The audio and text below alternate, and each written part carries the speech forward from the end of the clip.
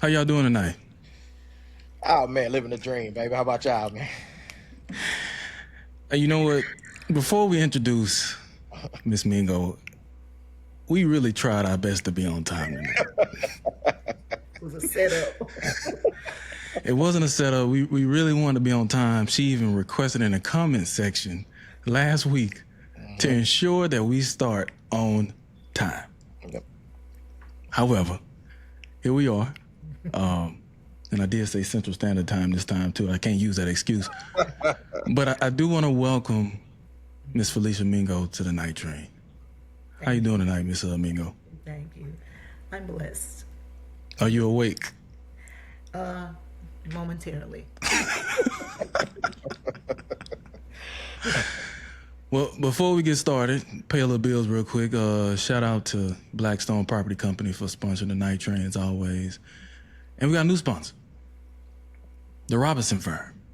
The Robinson Firm right here in Dallas, Texas. You know, I'm live with Shakara tonight, by the way, in Dallas, and it's a great way to do that segue and introduce our new sponsor. So, Shakara, read that for me. Hurt in an auto accident? Call the Robinson Firm. We fight for injured drivers so you don't fight alone. Call 214-377-1111 or visit therobinsonfirm.law. The Robinson Firm justice starts here. Shout out to the Robinson Firm, and that's Ricky Robinson from Bogalusa as well. So, shout out to Ricky, man. Shout out to Ricky. So, Ms. Mingo, you know, we've been talking over the past few weeks about you coming on the show and expressing some things about the school system, about the kids. So, before we get started, I want to give you the floor to introduce yourself to the viewers outside of Bogalusa that don't know you, and so the floor is yours, Ms. Mingo. Good evening, everyone. My name is Phlesher Mingo. I am a die-hard educator. I recently retired from Bogalusa City Schools after 33 years. I started out as a classroom teacher. I moved from a classroom teacher to a coordinator, from a coordinator to a principal, from a principal to a supervisor. I have a vast of experiences with children of all ages. Not only did I educate kids, I also worked at a behavioral health center for 9.5 years. So I have a lot of knowledge on children as well as some adults about behaviors and the way kids deal with emotions. And so I'm here tonight to really try to refocus our school system to try to get on the right path. Even though I recently retired, but I'm once a teacher, you're always a teacher. And thank y'all for having me tonight. Thank you for staying up with us. I was about to say thank you. Thank you for staying up late with us tonight. So I will say, you know, I did speak, and thank you for the introduction. I did speak to my Aunt Michelle, okay? Had a conversation with her about a few things. And one thing she wanted me to start off asking you this, because we spoke on the Vonado system right now, what they're doing out there in Vonado. Shout out to Vonado. You know, they just announced their grade B at their school system, so shout out to them. So let me read you what she wanted, in her opinion, right? Okay. Let's see. Now, her perspective as a parent, you know, my aunt, she works in the school system, but she's asking this question as a parent. Okay. All right. What can she do at home and what could other parents do at home to climb that grade from the current grade, what it is in Bogalusa today, to that B level or A level at one point? Like what can they do at home to assist with teachers in the school system to raise that grade level? Well, I'm really glad she asked that question because it is a part of something I was going to talk about later. But I'm going to go ahead and address Michelle because I know Michelle very well. We worked together forever together. And Michelle, per se, is doing what it takes for her child, her children, to be there. When I used to see Michelle kids come to the board office, they always had a book. They always had a book. They were already reading. And so one of the things that I was going to tell parents when I got to the section where I was talking about parents, I don't know how I'm going to make it tonight since it's so late, but one of the things that I was going to discuss with parents is when your children come home from school, put their iPad down, put their cell phone down, let them pick up a book, a newspaper, anything. It doesn't have to be something that's really difficult, but just read something to them. It can be some ingredients off a box, or they can pick up the cereal and read the ingredients, read the name of the cereal. Just read. The more you read, the better you will get at it. And so that's one thing that I always applaud Michelle at, that her kids were always reading. So when you have a good reader, it's going to trickle down to the other subjects. So Michelle, you need another question because you're already doing that part right now. Do they still have dear reading? Drop everything and read. Remember back in the day, y'all, when they did like now this the fat me now. They used to get coupons at Pizza Hut for that. All right. So, do they still have that around though? No. Is that a school system thing, or is that just a nationwide? Was that a nationwide program? I can't say it's a school system thing because I haven't heard any school districts saying that they are participating in that program anymore. All right, copy that. Drew, you got something for Miss Mingo, man? I don't know, like she said, I don't know how long we got it. So. Oh yeah, I'm gonna wait until I want her to get through what she had, as much as she had written down to kind of discuss first before I ask her any questions, anything like that. Yeah. Okay. Well, let me start out with this. Okay. Because I know my daughter is watching, and I said a prayer before I started in here today. Because my whole thing is that we have to unify. That's one thing. That's a plus. We must unify. And the thing is, we got to do it for our children. And I'm glad Michelle asked about the school system, which I wasn't going to say anything, but I'm glad she did because y'all know I am from the village. I'm a village girl. And I love the village, but the village didn't love me originally. The village did not accept me. When I first graduated from college, I went to the village trying to go back to educate at home. I wasn't the one that they chose, so I came to Bogalusa. Spent my whole career in Bogalusa. So now, only am I a wildcat, I am also a lumberjack. So I got just as much love for the lumberjacks as I have for the wildcats. And I have been to, I'm at Echo. Hold on. I don't have my I have been to the village to celebrate their bee. I have been to Wesley Ray to celebrate their bee, and shout out to the village and Wesley Ray, because Wesley Ray is the highest school in the parish. Their performance scores is highest in the parish. So that says volume for such a small community, but they put in the work. And what I mean by that, not only the superintendent, to the principal, to the teachers and the whole staff, to the students, as well as the parents. They got together and they did the work. And what I mean is everybody bought in and say, hey, everybody else can do this in the parish. Why can't we? They put in the work and it worked. And I'm just so elated that they did it, because when I was in high school, Bogalusa was the school everybody wanted to go to. Everybody. My parents ran businesses in Bogalusa, and I wanted to come, and it's like, no, get your butt back in Vando, you stay down there. But everybody wanted to be a part of it. Now, everybody want to run from Bogalusa. And it's unfortunate that we're at this point in life. But I just want to quote one of my favorite people in the world as far as an educator. Her name is Rita Pearson.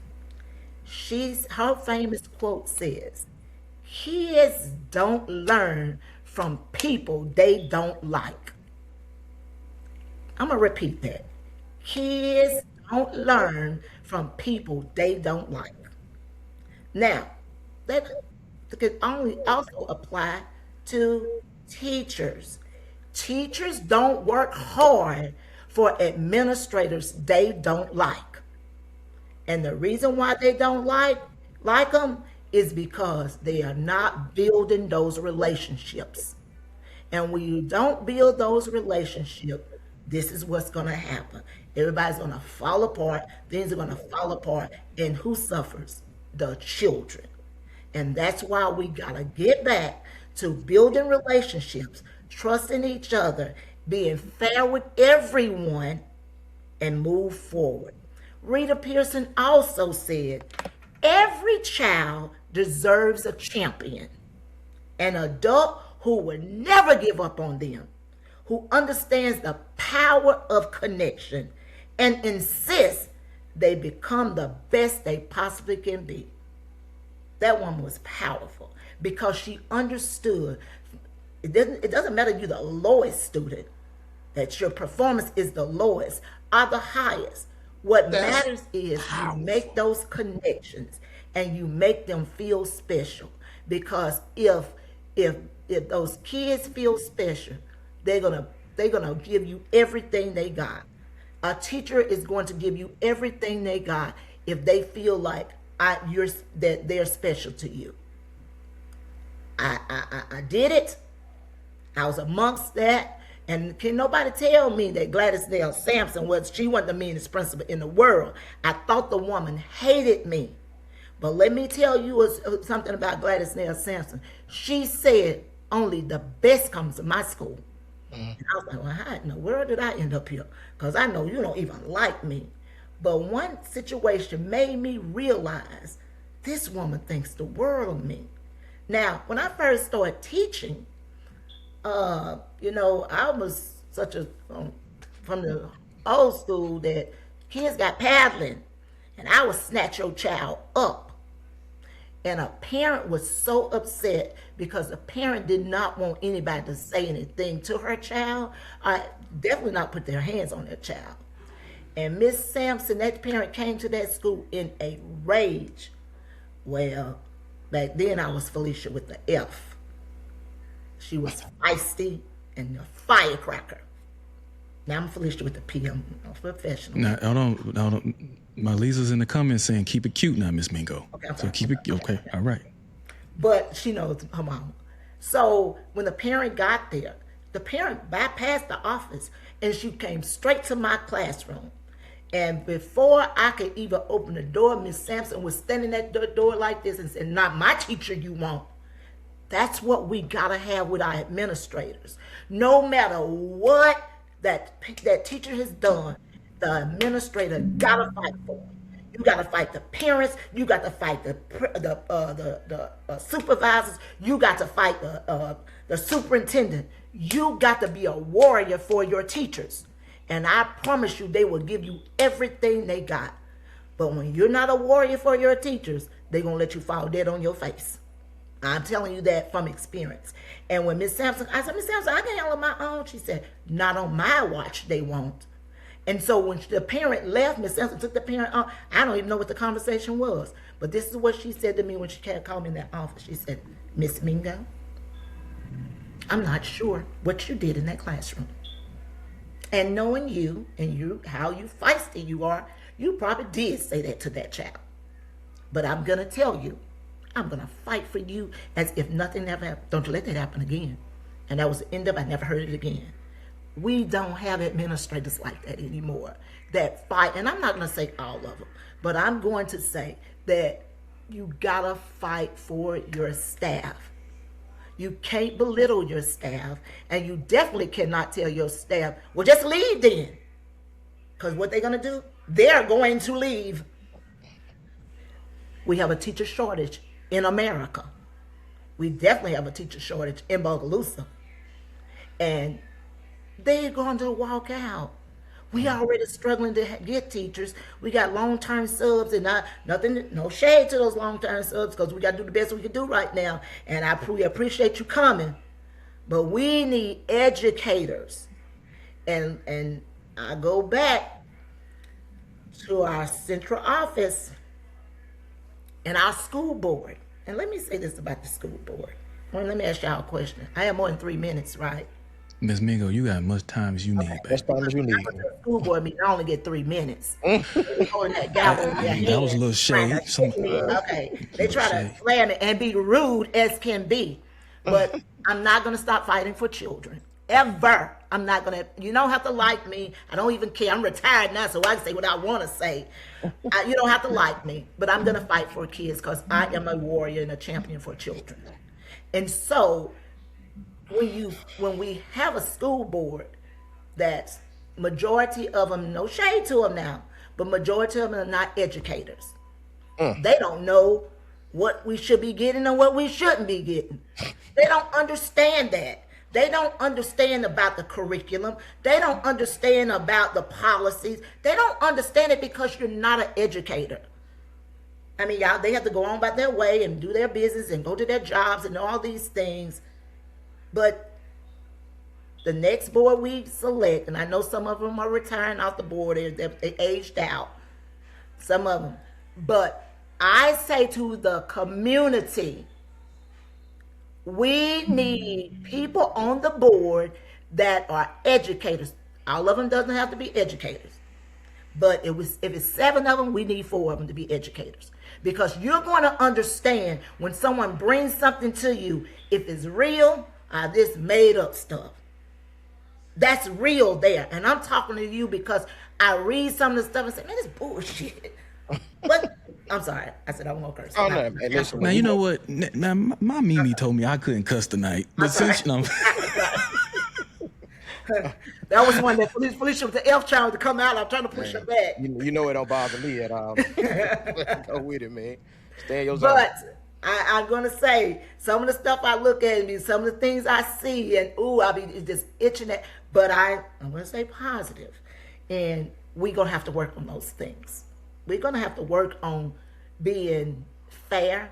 And I'm going to say this, when Superintendent Hurst came in, he came in and he met with every employee. I know at the central office. I don't know about the schools, but I know at central office. And he asked us, what did we want to see change? And one of those meetings that we had, he said that majority of the people said they want fairness. They want everybody treated equally. And I'm going to leave it right there. Because I don't think that happened. So can I ask you a question? I don't just blame Dr. Hurst for that. Because we had previous superintendents. It wasn't happening with them either. I ain't going to put it all on his back. He just wasn't fair when he brought his own people in. And put them above the people that have given their life to the system. And you bring these people in and put them above us. I'm the first one to say I was pissed off. Because I know some other people that could have done the job. Now, if they came in and we would have jumped up to a B and to an A, I said, man, you did that. You brought them people, but we haven't moved. And I give, I talk to the principals, I talk to Bird Avenue, I talk to Central, I talk to their principals, and I explained to them where I was at with this. That, yeah, you may have grew half a point here, 2 points here, 3 points here, but academically, we are an F. Academically, we are an F. And if we hired one person to come into a school district to focus only on academics and pay them 6 figures, don't you think we should have moved from an F by now? I just feel that passionate about that. But the board approved this position. Now, no shade to her, because I like the lady. I don't like the position, because we have curriculum supervisors and we have a chief academic officer, and we still not moving. Is there something wrong here? We got to do something different.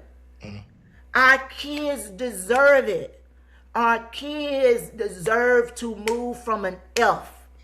And I'm telling you, I was a person that was used to get so mad with people that worked here and got them paid, but their kids went to all the other schools.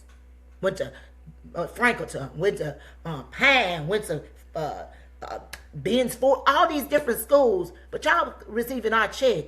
And I was very adamant. I was pissed off about that. But hell, I can't get mad at these people. They don't want their kids with a failing school district. I can't even get mad at it. My superintendent didn't bring his kids here. But I give Eric Greeley that much credit. When Eric Greeley came to Bogalusa High School, his kids came with him. And he started to move them. Move the schools, not the children, and start moving the schools. And we pulled him and shipped him out of here. Bogalusa boy there. Shipped him on out of here. Let me ask you this, Ms. Mingo. So I did see that Dr. Hurst was extended another, I think, 3 years. I think contract expiring December 31st, 2028, I believe. Well, he wasn't extended 3 years. He was extended an additional year. He has another year and a half on his contract. That's my issue with. I'm not saying that he wouldn't have received an extension, but why now when we had another year and a half to prove that you deserved it? Because I don't care about all these pictures and all these activities that they're doing. I focus on academics. And if you're not moving us academically, and if I was on the board at the time, and nothing against hers whatsoever, but if I was on the board, I couldn't vote for yes for an extension until you prove to me that you can move these schools. You gotta move these kids academically. All these different additional things you using to making us be a C district, but academically we're not a C district. We're not. Can you explain that for people back home that don't understand the difference between the C and what the actual grade is? Okay, so the C has a lot of different things. Okay, one of the things is that they use ACT scores. ACT. I wrote that down too because I knew that was going to be a question. So the ACT, we're still at F in ACT because our kids, they're not performing that well in ACT. But why? How could they when we're not getting the academics? So okay.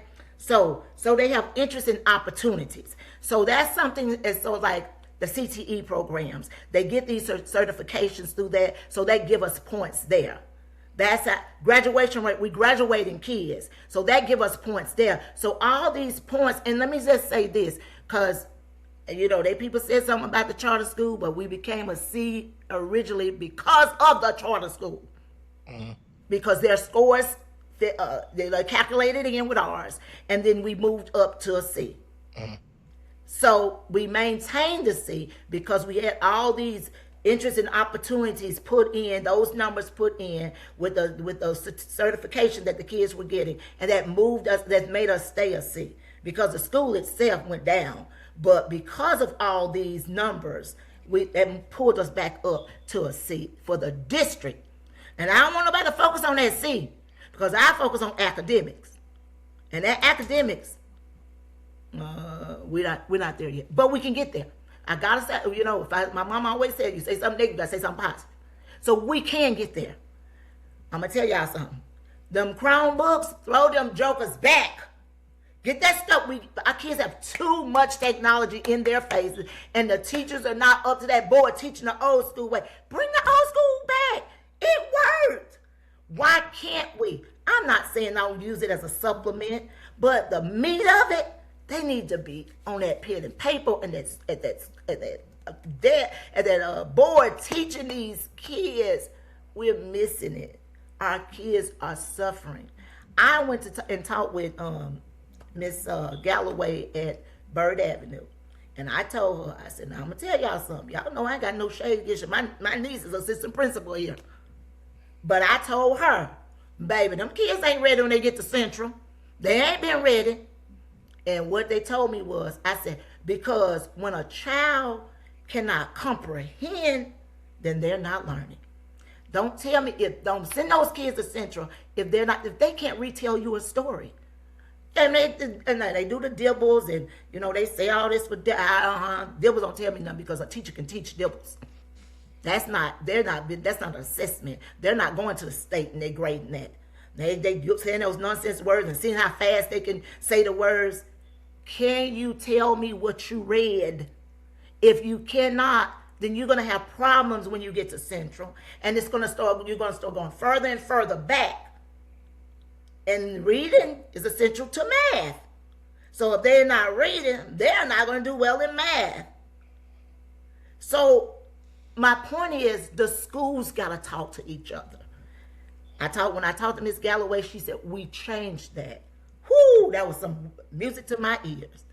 We are working on that now. We've added that piece back, that our kids will be ready when they go to Central. And I asked Miss Otis at Central, get your teachers, second grade teachers, tell the first grade teachers, hey, these kids are missing this, and this.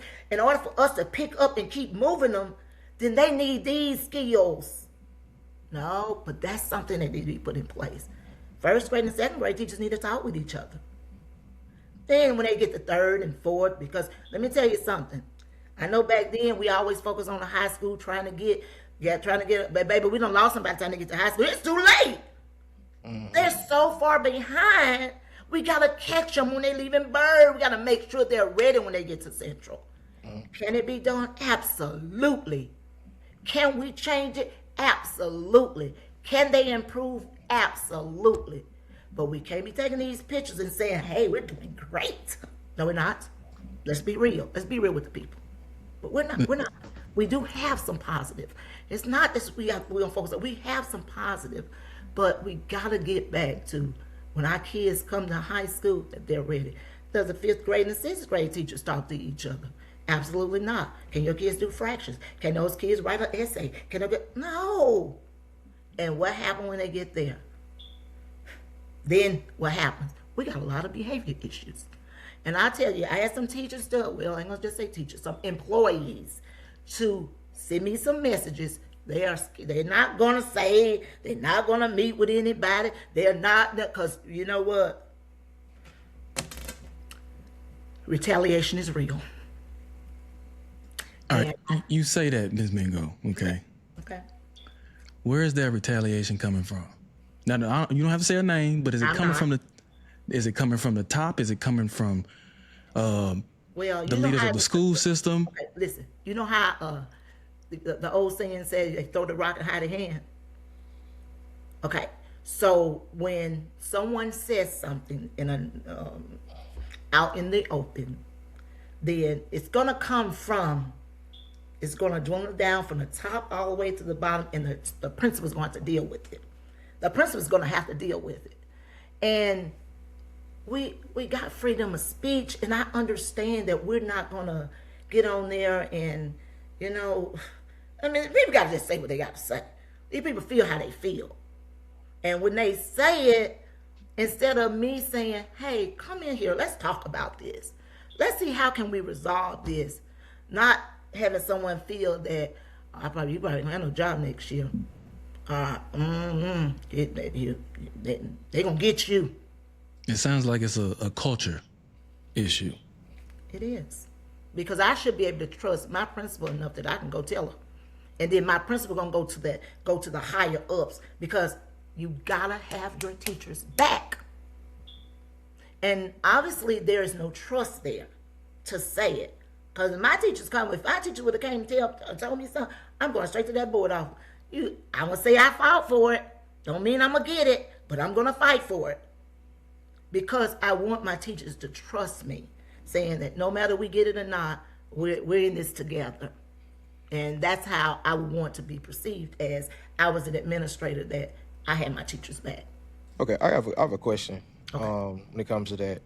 How much do you feel like personal vendettas come into play when it comes to the trust in our school systems? Like, how much are they bringing from home, into work, that's causing that rift between the teachers talking to each other, the supervisors talking to the teachers, things of that nature? Because it doesn't sound like any of this is, all work related. Like, it doesn't sound like any of it is work related. It just sounds like people that don't like each other, just from way deeper issues that are just bleeding into the school system and into the workspace. So now you're starting to get those. So how much do you feel like these issues are based off personal issues between one another? Well, let me just say this. You said personal issues, like stuff in the community at home, or those things. Then that's why I say that you have to build those relationships as an administrator of that school, I don't have to love you, but we got to have a good working relationship. And it's your job to build those relationships. It's your job to get those people together and bond with each other. That, like, you know how you have those grade level meetings, and I say, girl, look, Billy just could not get this, and you had him last year. What did you do? What technique? We gotta share with each other, not hog everything for myself. But we got to be able to share and collaborate. When I feel like that I'm not in competition with you, that we're in this together. Okay, so that part, like, how do we get there? Like, that's my whole drive for this whole situation and everything that's going on is how do we get to that point to where we can have a face-to-face conversation with individuals that we cannot stand, whether it be for personal, whether it be for work related, that we can surpass these individual differences in order to get to the main goal. How do we get to that point to where teachers start talking to one another and people take constructive criticism? Like, because if not, it just seems like it's so far gone to where even if the only way to fix it is we're going to have to hurt a lot of people's feelings, which is going to breed more mess. You see what I'm saying? Like, it's just almost like a perpetual issue because I just take, like with my job that I'm on right now, like the way that we talk to each other, like through emails and things like that, you would think that we hate each other.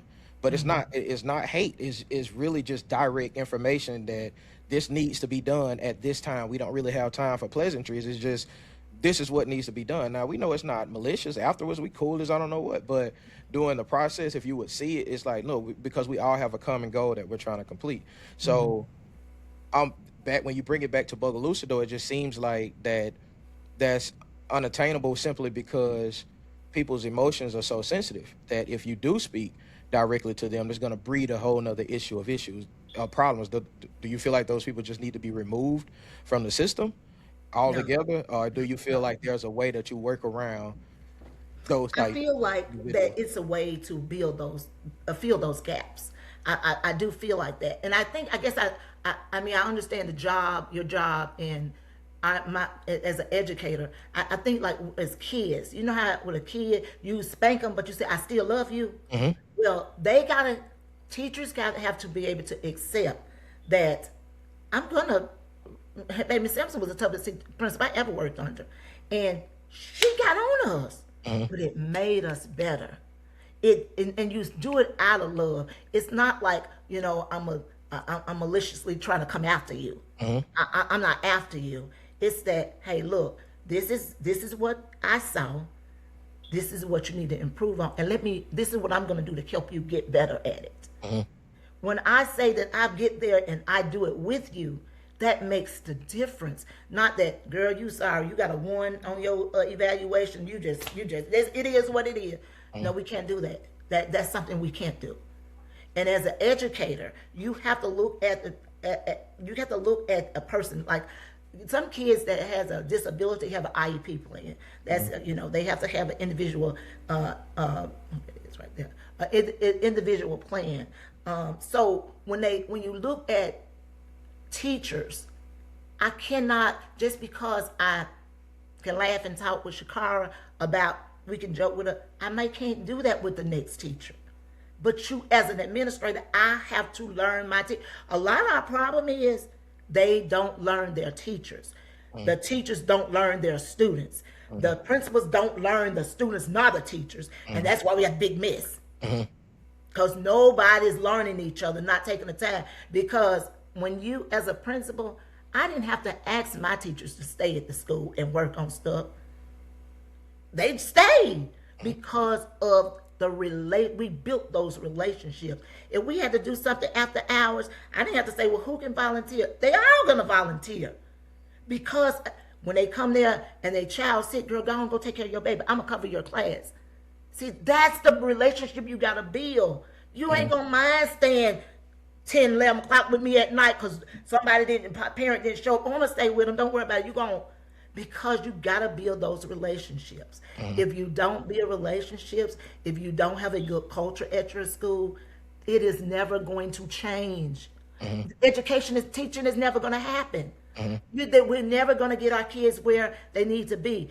Personally, me, I would personally have all my teachers, and you know how we have these girlfriends having these Christmas parties and these, and I'm talking about pajama parties and all this. You got to do those kind. You got to think outside the box. You got to do things to make those teachers say, "Wow, she really cared." I can't just go get you a gift and just sit on your desk and don't even come say Merry Christmas to you. That's not meaningful.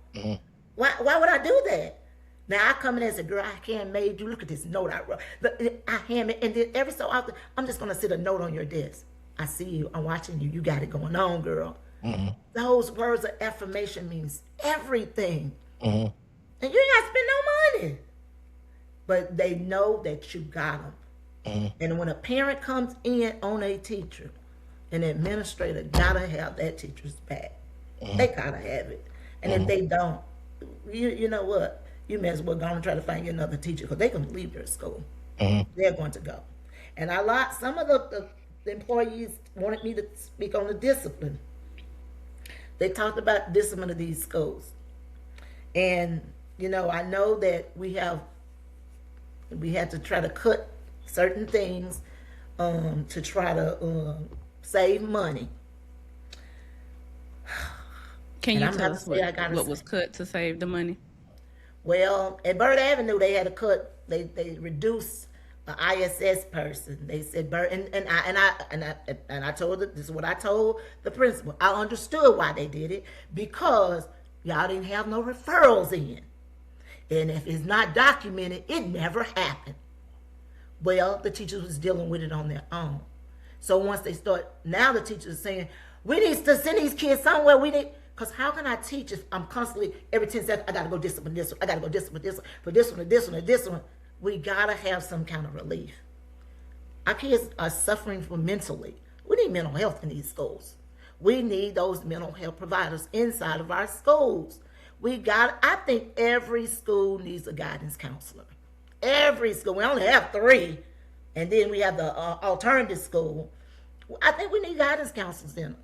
Because a lot of times parents got to work all the time. And I ain't got the parents here because I'm going to get on them next. The parents got to work all the time. And so they get out at this clock. Oh, I got to get to work. So everything's rush. So the kids coming in and they chaotic. And so it's a domino effect. And we can never get to where we need to get. And so they come in the classroom. The teacher send them out. They back in the classroom in 15, 20 minutes. And it starts all over again. Then the next child starts. So when are we going to get where our kids can come in calm? That's the thing. And so when my kids used to do that when I was in the classroom, honey, I don't care what that curriculum said. I don't care what time I'm supposed to be on this. I'm going to stop with everything I'm doing. Okay, y'all, we're going to have a breather here. Come on, let's grab hands. I'm going to do some techniques to calm my class down. Then I'm going to teach. But I know now that if an administrator walk in that room and you're not on this line, on this page, and this and it, then you in trouble. You're falling behind. Stop it. We got to stop that. And we are on a tier 1 curriculum. That's because our district is considered a failing school district. So the state gives us this curriculum. We teach the curriculum. Okay. I understand we got to teach the curriculum, but you got to think outside of the box. You got to add activities that make these kids to buy into that. We're going to teach that standard. The standard is going to be covered. I'm going to go what the curriculum says, but I'm going to add to it to make it meaningful so these kids, because you know your kids, every child can't just sit there and let you talk to them, lecture to them. You read that everything is scripted out. You read that and that's it. No, we got to engage them. Pull these Chromebooks back and let kids learn. Okay. My girl texting me. Y'all ask the questions. What you say? Man, look. I'm talking too much. No, you're not. You're not, man. You really We not. giving you the floor. Yeah, we giving you the floor for a reason because, like I said, everybody was kind of anticipating, hearing what you had to say about the current state. So trust me, that's the reason why I'm not asking many questions. I'm pretty sure the same way with Kev and Shakara to say, we want you to express what you're feeling And you know, like we have questions. Trust me, we'll stop. We'll stop. Okay, tell my daughter that. Well, you know, I'm just so passionate about it. I'm just passionate about it. And I wrote so many things down that I want to talk about. And yeah, it's almost 9:30. Okay. Hey, look, you on the road though. Look, you ain't even feel sleepy no more. You in your bed. Like, I knew that was gonna happen. man, that's how it happened. You know what I mean? But, Let me say this Okay. real quick, Drew and Miss Mingo in Chicago. I don't want to sound like I'm just calling somebody out, because if y'all have been watching the show, what'd you say, Drew? I said, "Oh Lord." If y'all have been watching the show over the past 23 episodes, we have times where we have to address something, right? Okay, we just gotta call it like it is. All right. I'm a leader in the airline industry. We're all leaders on here. We're all leaders, right? And we have to. And I think Drew made a point about how you have to move and understand different personalities. Whoever you're leading, you got to know your people, like Ms. Mingo said. When we announced that you were coming on, a lot of people reached out to me. All right, a lot of people reached out about their concerns, what they see in the school system, the leadership. We've touched on it a few times about leaders not connecting with their teachers, their students, and one other thing, somebody said the community as well. All right? Now, what I'm about to say, I do not have any issue with this person whatsoever. Okay? I just want to tell it like it is and what the people are saying. Okay. Let me say this. When people say, I don't mean to be rude, they getting ready to be rude. When they say, I don't mean to hurt your feelings, they get. I just want to preface with that, but go ahead, kid. That's not what's about to happen. Okay. The people that reached out to me, we need better leadership from Dr. Hurst and from Principal Blackman Stokes. I believe that's the name. If I said it wrong, right? Now this is the thing. I'm hearing they're not approachable. I'm hearing they're not in the community. I'm hearing teachers are afraid to come speak to them. Now, I'm just saying this. Now, I'm not a leader in education. I'm a leader in aviation, all right? But the thing is, you gotta be able to allow your employees, your students, whoever, to say how they feel to you. And as a leader, you're supposed to be able to de-escalate situations or steer them back this way. And that's why I mentioned it's a culture issue. Because it seems like there's a culture where the door's not open. And now, Drew, I'm about to go a little left. You know, I've always talked about how we don't see teachers at the football game. Hey, you know what I'm man. about to say about that. All right. So I just wanted to say those two names because at the end of the day, look, y'all the leaders. Y'all the ones, whether they like the quarterback. If you have a good game, it's a team win. If you lose, it's the quarterback fault. You know, so same situation. Like, y'all are the leaders. And Ms. Mingo mentioned about the people that were brought in when we had people in-house. I'm not going to talk about BSN tonight, Drew. I'm going to leave that alone. All right. No, I'm going to talk about it. I'm briefly. I'm gonna say you ain't gonna talk Briefly. about it. Briefly. I'm just going to say this real quick because I know Ms. Mingo, her bedtime was 35 minutes ago. So the thing is, I know how y'all feel because BSN was around for years. And I never told Dr. Hurst this. Dr. Hurst, if you're watching, I never told you this, but I'm gonna say it. For years, BSN was doing the lives, and I believe it was a playoff game. And I look in the press box, and we got a whole camera crew. I'm looking like, and I guarantee you that man got paid. Bogalusa City School System never gave me a penny. And that's why BSN is gone pecan. If you're watching, it's gone pecan. Because they never gave me a penny. I guarantee you that camera crew I saw and them cameras that was there that night, that was not for the free. Yeah. So I felt like it was a slap in the face. So I understand that if you're a teacher and you've been teaching there for years and some other people come in, and I know like how the whole pay works. If you're external, you get paid more. I get all that. I get it. But it's still a slap in the face. So what are you going to do to smooth that over? And not talking to your people and not making it a culture where they can come in and say how they feel without you feeling some type of way, it's not a good look. Well, I'm going to tell you a personal situation behind that, because I was one to speak up about it, because he brought in one of his ladies that he, okay, I think they went to school together or something. She came in. She didn't even have the certification when she got there. We had ladies that was already hired in our school system that could have taken the position. You brought her in, did what he had to do to get her certified, and then paid her more than me. That one you messed up. I have been here 30 years, and you tell me you come in and you been here 2 days. Mm-hmm. That's a problem with me. Mm-hmm. And I was, I know she ain't arguing about a penny, because I deserved that before you brought anybody in here and gave them more than me. Mm-hmm. Another thing that he believes in, that principals should make more. I'm being messy. Who is he? I'm sorry. Who is he? Dr. Hurst. This dude, wow, right here, man. This yeah. That principals should make more than supervisors. I have a problem with that, y'all. Because, I mean, why would you ever want to be a supervisor then? If you're a principal, you want to, our principals make more than our supervisors. Some of them. Now, everybody, not some of them supervisors. Okay.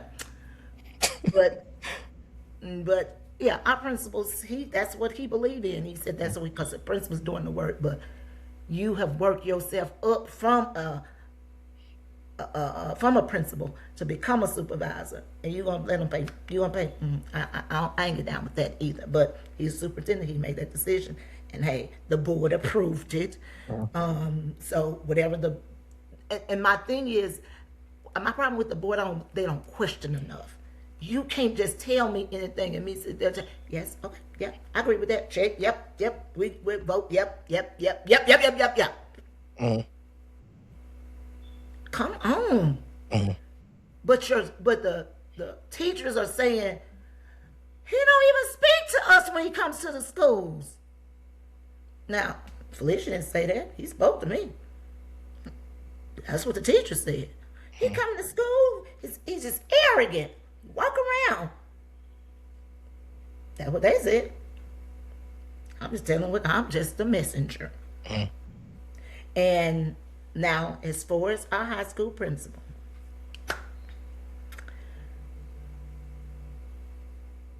nah, don't look at that phone. Don't look at that phone. You talking to us. Talk to us. Just focus on talking to us, man. Flip that phone over. Mama, if you at home watching. Let her talk. Let her speak, bro. Go with it, Ms. Mingo. It's not this time. Well, as far as the principal, I just don't think we got to get more people that know our kids. They got that answer looked a little rated G. You gotta get people that know our kids. I'm gonna say this. They gotta learn our kids. They gotta know our kids. And you are not going to have a good culture at your school when you don't know these kids, and the kids can't come talk to you.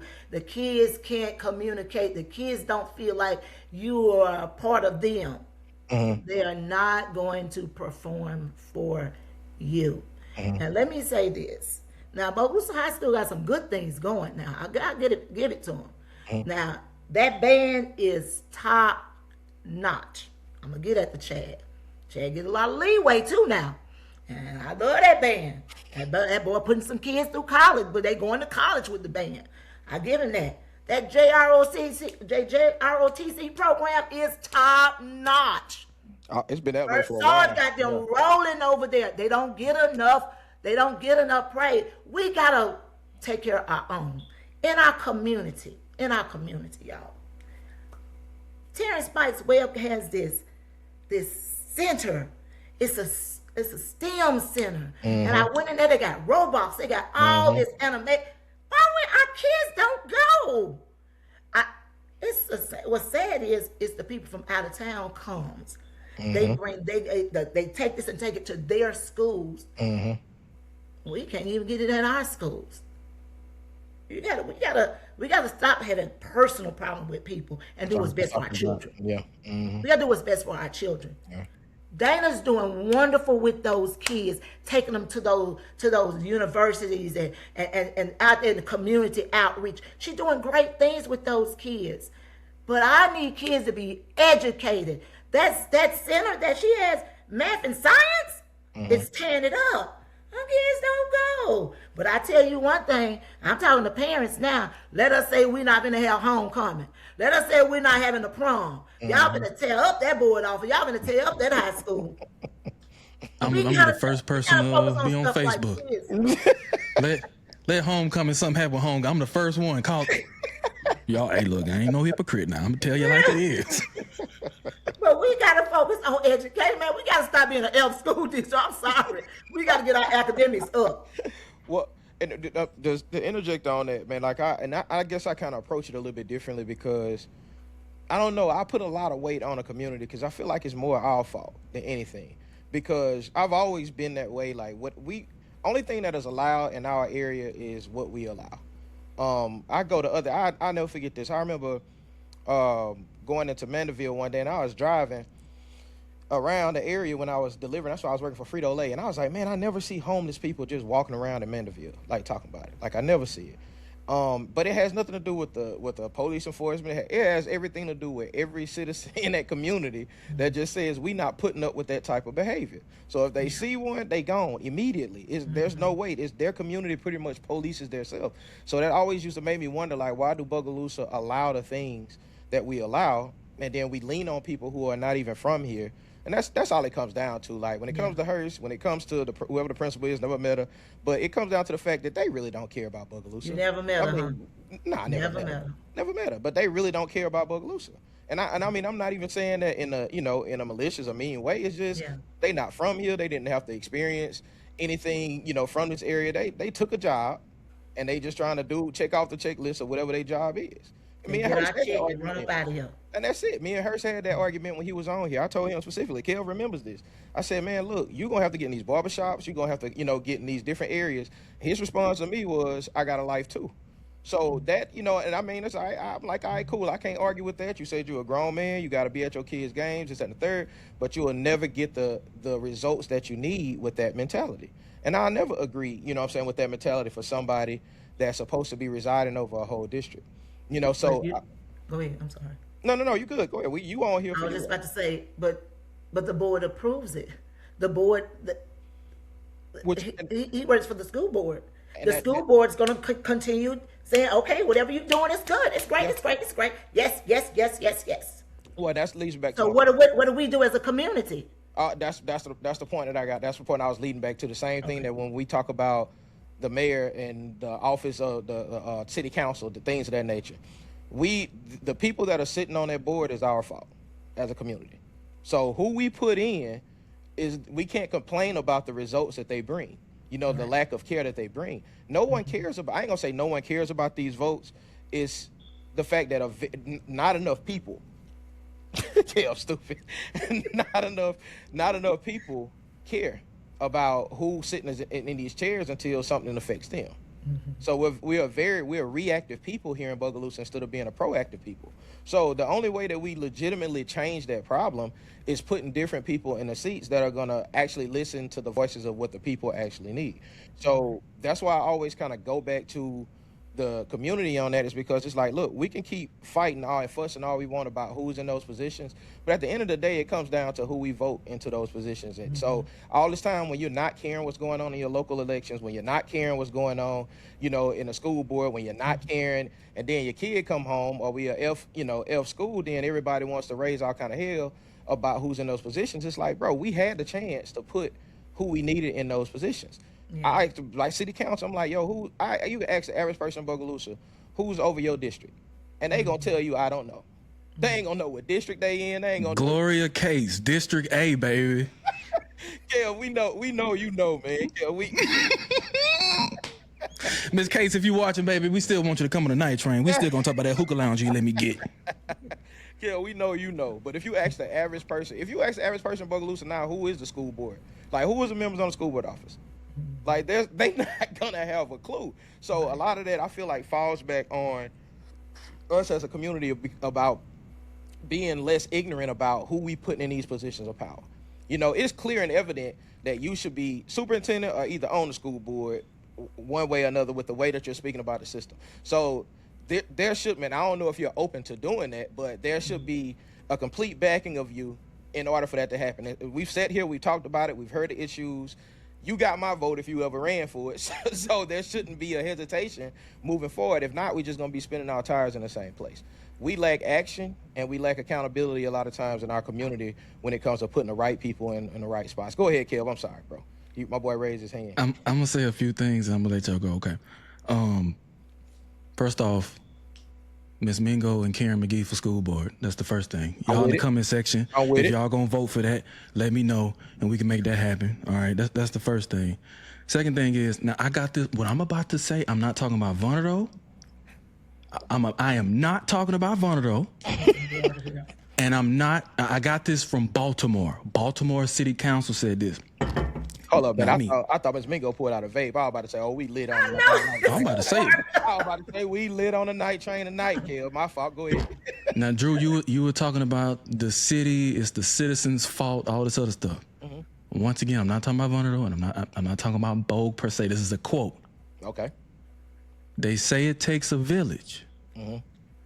But what do you do when the village is stupid? I saw it somewhere too. That was a quote. I didn't say it. I saw it somewhere. I did too. I got the video, so y'all don't be in my DMs talking about I called y'all stupid. Well, but they say it take a village, but what do you do when the village is stupid? That's what we here for, Kev. We trying to raise awareness, man. That's what we here for, man. Is we trying to shine a light on ignorance in our area when it comes to our local, our local choices and decisions that we make. And let me just tell you this one thing that really bothers me, that this year, maybe it was last year, there was a virtual program created by one of the ladies that Dr. Hurst brought here. Now, I don't know if you all remember COVID or not, when COVID time, when all these kids were supposed to be virtual, that doesn't work. Well, our kids supposedly are doing so well in the virtual program. And I said, have y'all met Chat GPT? Yeah, I know they are doing well. They're doing all the work for them. But when the kids go off to college or go to, and at the time when I was working, I could see the kids that was graduating, and I'm looking at all these kids that they're going to this university, and I'm not talking about nobody's child, and I wish them well wherever they have landed. I promise I wish them well. But when I see a child saying they're going to a certain university, I go look. Okay, let me see what your GPA is. Let me see what your ACT scores is. Let me see all these indicators from all these testing that you're taking. Whew. And I'm not saying you can't make it, because you still can make it. But it's going to be extremely hard to make it. And sometimes I want to say to parents, maybe not. But I don't. Because I would never discourage any child from going, and I think kids should go to college. I think they should. But I think we got to do a better job in preparing them to go to college. Some of these kids, y'all, they're not even ready for the technical school, let alone a university. We got to learn. When my daughter was over, when she was working at Bogalusa City School, and she was over the JAG program, we took those kids on a field trip to Delgado, and their reactions, I just wanted to cry. Parents, we got to expose our kids more. We got to get out there. We got to get our kids out there. I wanted to cry because they was like, oh my God, it's so big. I was like, it's a community college. Delgado? See how you laughing? It ain't funny, man, for real. I wanted to cry because these kids were so excited. And I was like, oh my God, oh my Lord. We got to do better. We got to do better. We really got to do better. Kim, put your head down. We got to do better. We have a few comments. Yeah. People saying, even, I think I see a graduate of, is this your classmate? 2010, 2011, whatever the case. I struggle coming from BHS going to ULL. I was not prepared. That's 09, baby. Oh, I'm sorry. 09. I knew it was somewhere in there. Excuse me. Forgive me. But people have been saying that for a long time.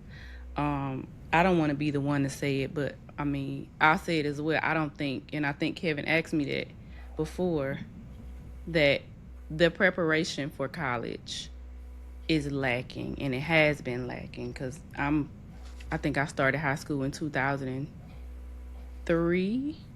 Damn. Shut up. In 2003, and I'll say the same thing as far as college level work is not there. And then with me teaching, trying to teach my kids to prepare them for college, even if I do it in my classroom, if the other classrooms on my hallway are not doing it, it's like null and void. So what are your thoughts or your recommendations for preparation? Currently, parents, you're gonna have to get those kids to some external places to help prepare them for it. Because honestly, if I remember when my daughter went off to college, and she had some issues as well, and that's when you had good teachers. And I'm not saying our teachers are not good. Let me hear them clarify that, but they are not as involved now than they were back then. So it's either A, you're gonna move them and get them to another school. B, you're going to do something extra outside of the school district to get your kids ready. And C, then they just going to go straight to the workforce. Wait a minute. Miss Carla McGee, he said there are no math teachers at BHS. That's another thing I was about to get to when I was talking about the virtual program. Is no math teacher? We have no math teachers. The teacher, they have an online program. I just found this out. It's something to get online and teach them math. It's a live person gets on there, and they have a monitor in the room while the kids have algebra. Ask Michelle that question. No, y'all Ask lying. Michelle, Kevin. Mute that. Now, I will say, my little cousin had an issue with that. He had an issue with that when was it Miss Karen, Miss Moses? When I think she was there, but he did say, and before I forget, there's a lot going on, y'all. Before I forget though, he did say that like Coach Williams is over there at the high school, great teacher.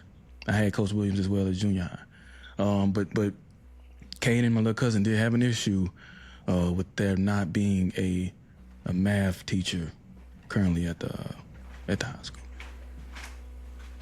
And we're preparing kids for college. And to that point too. Now, we did say something about good teachers. All right. Now, if you're a teacher watching, this is no disrespect. Okay, Right. None. There are different tiers When and people levels. say no disrespect, just prepare. There are different tiers. All right. There are great teachers out there. We talking about the Gonoffsons, the Ms. Adams. All right. I'm actually Ms. Adams' favorite student, and then Shakira's second. Oh, my Lisa, stop it, and then Desiree is somewhere. Yeah. But those are great teachers. All right, you're not in that tier. All right, no disrespect, you can get there. Yeah. It's gonna take some work though. Ms. Adams been around what 20-some years. All right. 30. What? 30. Oh, she taught me in Columbia Street. Yeah. Yeah. And another thing, you on here with a bunch of Columbia Street folk. You were talking about Central and preparing, getting people ready before they get there, right? Columbia Street did us right. Yeah, I know. Miss Amica, Miss Adams, Miss Leggett, Miss Bird. Miss Mark, say that loud. I ain't had Miss Mark, but Miss Mark. All right, those are the teachers. Those are great teachers we talking about. But once you got Columbia Street gone, and I'm gonna be honest with you, when I got the UL, I took math, remedial math, twice. Yeah.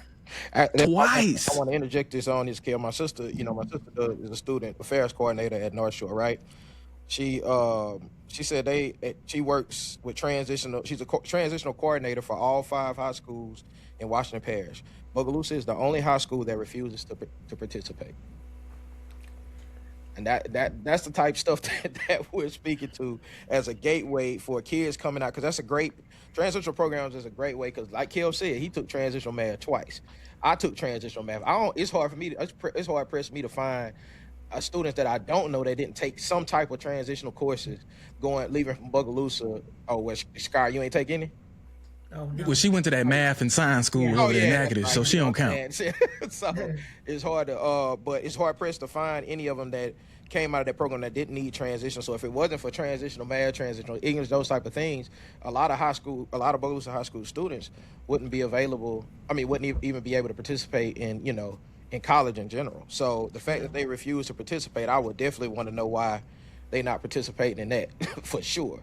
Especially if all the other in the Washington Parish is participating and they got better scores than us, then what's the premise behind it? I think they're having a hard enough time trying to keep their own environment together than to, it's kind of like my house is a mess. I can't really have any company type of thing. So I understand why somebody would be like, no, because I hate to say they, but it seems as if it's hard enough not having structure. And this is coming from, somebody who was there. It's hard enough not having the structure and not having that.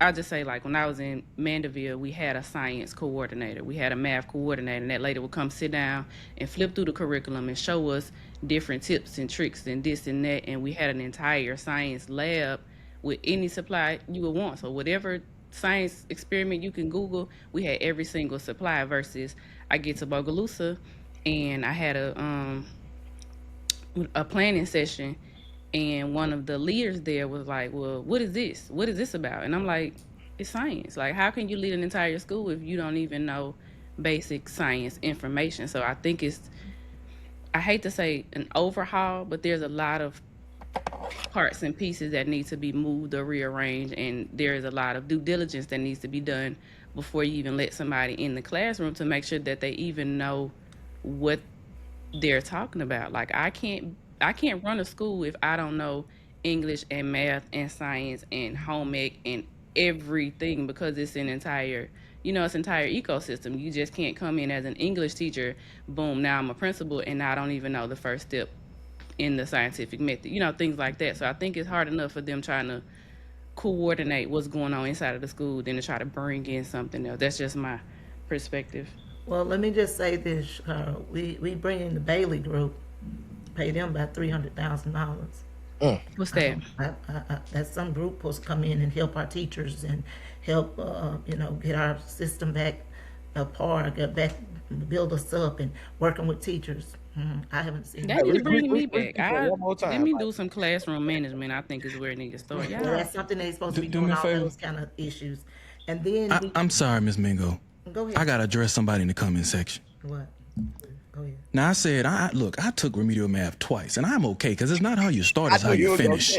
Okay, it's not how you start, it's how you finish. Because today I oversee a $270 million budget for a major airline, and let me tell you something, Michael O'Ree, you got bigger fish to fry. You have an election and a campaign that you need to be worried about, because you're taking a lot of heat over the internet. You worry about Mayor Tyrantrone, you worry about your election, and don't worry about how many times I took remedial math. Thank you, sir.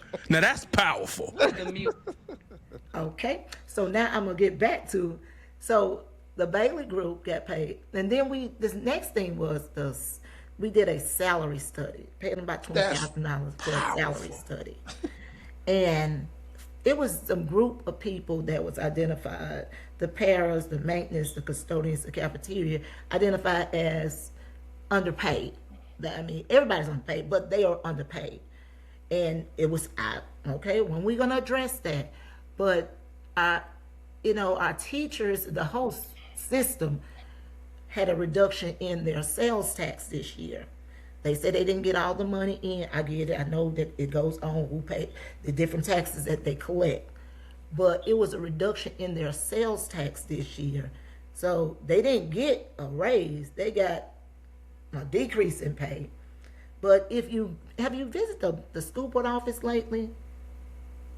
Well, you should, because you're going to go into a Barbie glass house. It is immaculate in there. I mean, glass everywhere. These offices are just, but if you walk down some of these schools And no shade to the custodians because they're doing the best they can for what we got. You can smell the bathrooms before you get there. But we spend all that kind of money in that, redoing a school board office, putting $1 million track, building a whole new building. We're doing all of this, and we're not doing anything at our schools. And they said, well, we need to build a new school. Until we stop being an F school district, there are no community people the citizens are not going to get out and vote for a new school, a new tax for a new school. We got to show them that we can improve. We got to stop wasting money on stuff like that and put it in the schools that we got. I'm with you. We do need a new school.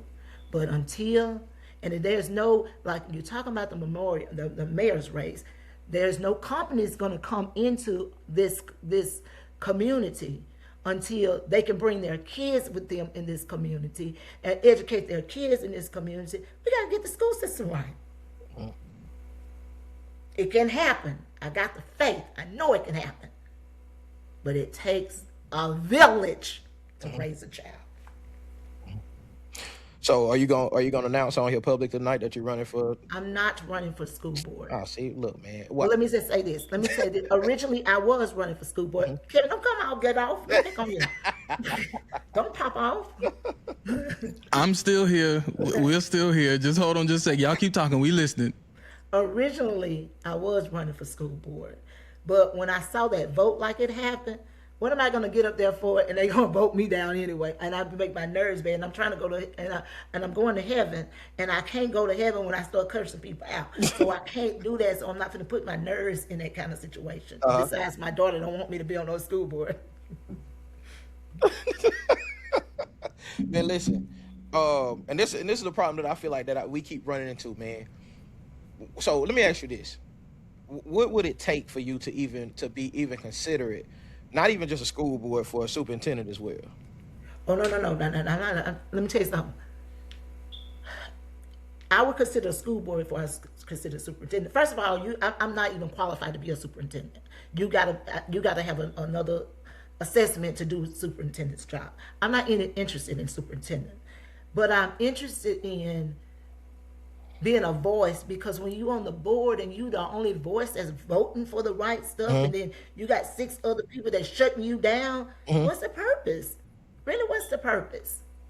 Because you can't get it, you're not going to pass anything because they're going to vote, and you see how they're voting now, because the superintendent, he's good with them words. He can tell you some good stuff. He can make it look good. They get the best presentations ever. It looks good. But until you peel that onion back and get to that core of it, that's when you realize this stuff is not really good. Okay, so this is what I'm trying to figure out. It's individuals like yourself that we need spearheading these type of changes in Bogalusa. So, what is your ideal approach so that we have a plan, a blueprint that we can work on as a community to get this process rolling? Like, who do we need to apply pressure to? Who are the individuals that we need to direct our energy and aggression at? I know showing up at school boards, meetings are great, but what is it that's going to, as a community, that we can get behind and actually spearhead this change when it comes to Bogalusa? Get parents together and let the parents get educated on what is being presented to their kids. And I don't mind being a part of that. I'll be glad to be a part of that. Okay. We got to get these parents saying, stop just sitting back and saying, okay, whatever, we just going to accept anything. No, we cannot. Okay. We got to fight for our kids. Okay.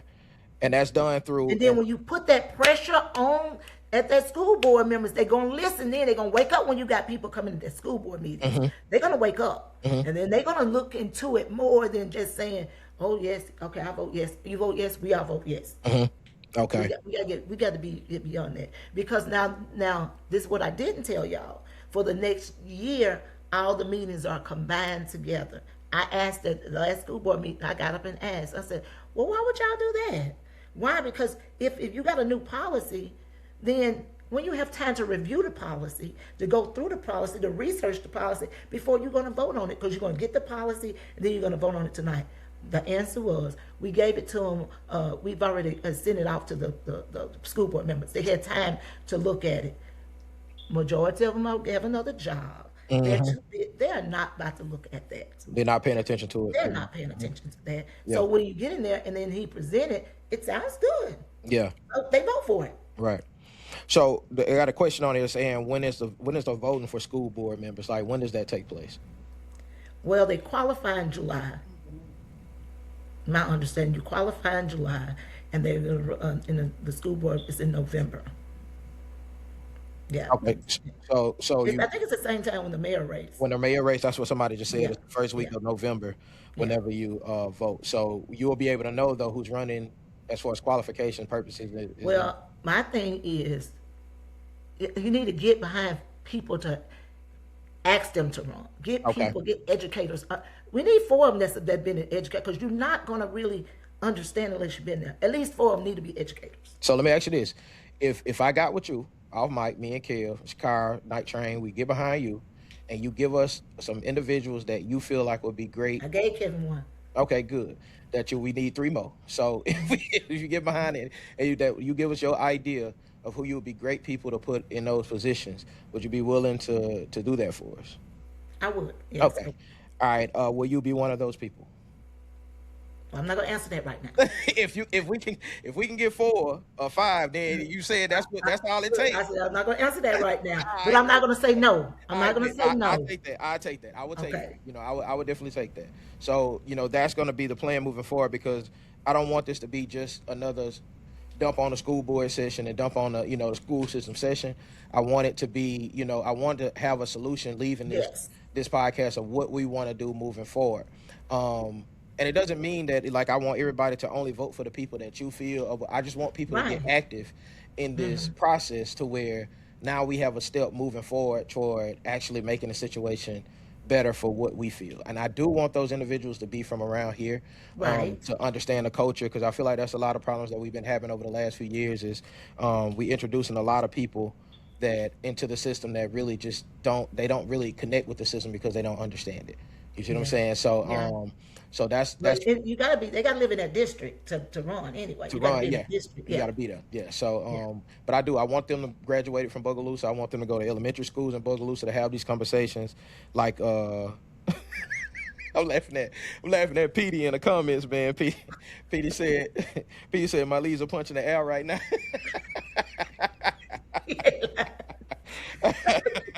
Hey man, but I got a couple of people in mind too that I feel like it'd be great. Let me ask you this one thing, and I know we got to let you off because it's 10:05.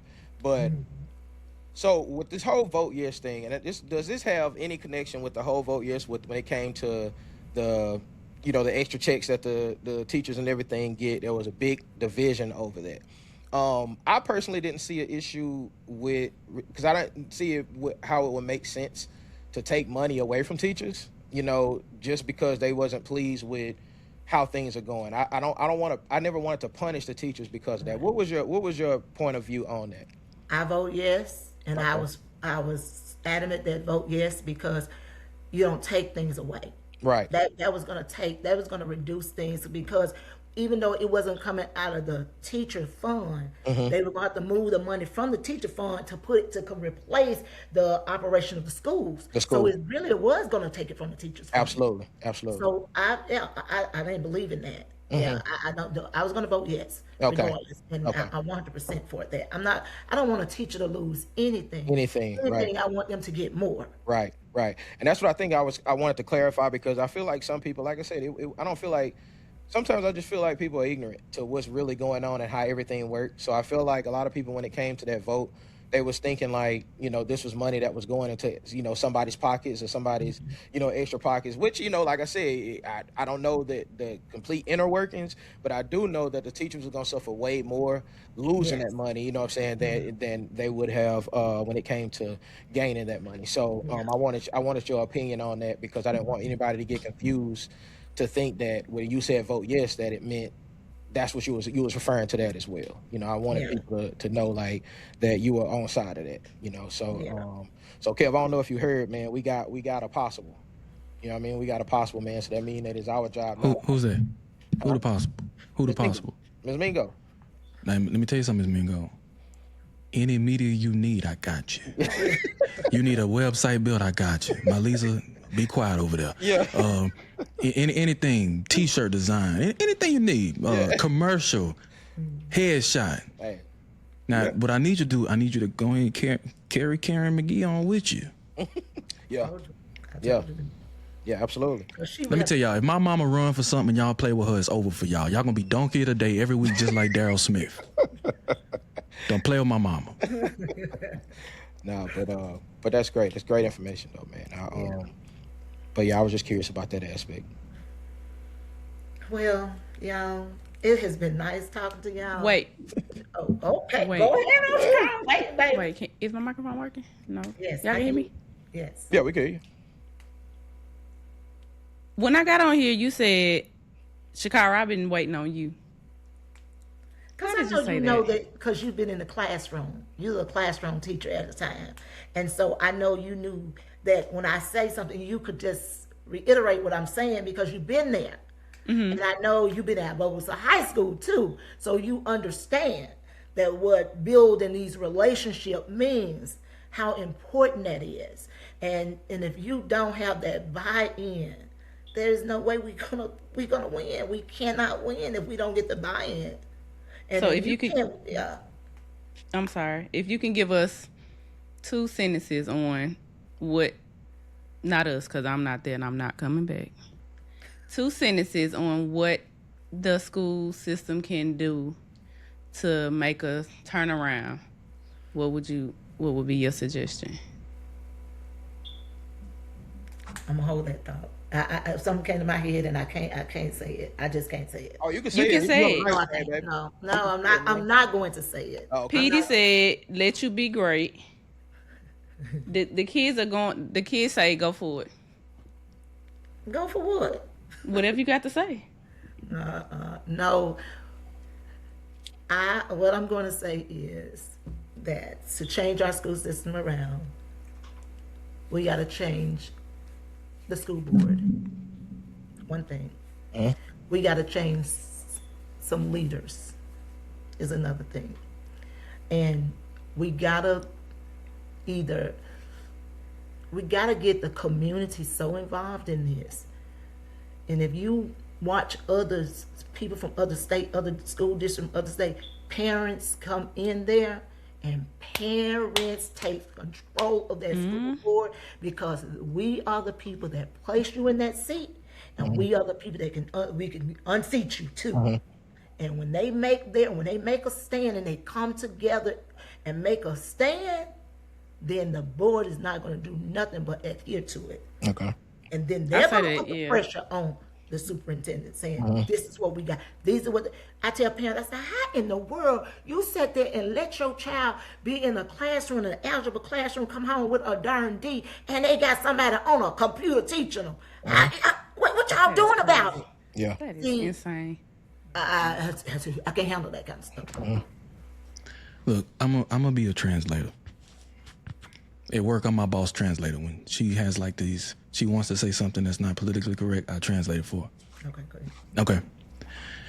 I got a milk. So look, Some more. you know, before I say that, Drew, we were supposed to be live at the Vulnerable Game MLK Day, and I don't want episode 23 to ruin our relationships with the school system because we all got the same goal. We got the same goal. You know, I know you always hear the whole back and forth about, you know, people aren't from here that are leading the school systems. I do believe that Dr. Hurst, Principal Blackman Stokes, if we saw y'all in the community, look, I'm not at the high school and these people telling me this, all right? They just telling me that they can't approach you all and all these other things. If we can focus on that, correct that behavior, create a better culture. I'm gonna send you something over from my airline. It's called Core 4. There's 4 different principles. I'm gonna send that over to y'all. I know y'all taking leadership courses and everything. I know the teachers and leadership over there is taking that. But my thing is this. At the end of the day, we have the same goal of wanting Bogalusa to be in this golden era. And that's gonna be my last question for you too. I want you to tell me at what point do you think Bogalusa was at this golden era? But I want the leadership to understand that this episode is not to bash. This episode is not to point the finger in a negative way, because at the end of the day, look, if you're the leader it's your fault. That's just how the world go. You're the person in charge. You were put in this position to better us and bring us to a B or A level. That was your job. That was your job. And look, if you're on the school board and you out here extending contracts, I want to know why.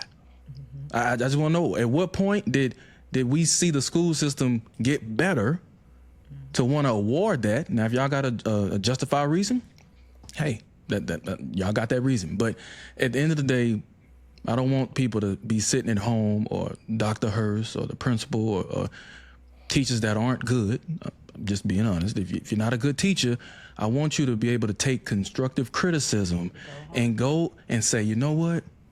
Maybe I'm not doing my job. Maybe I should be showing up for these kids on Friday nights at these games.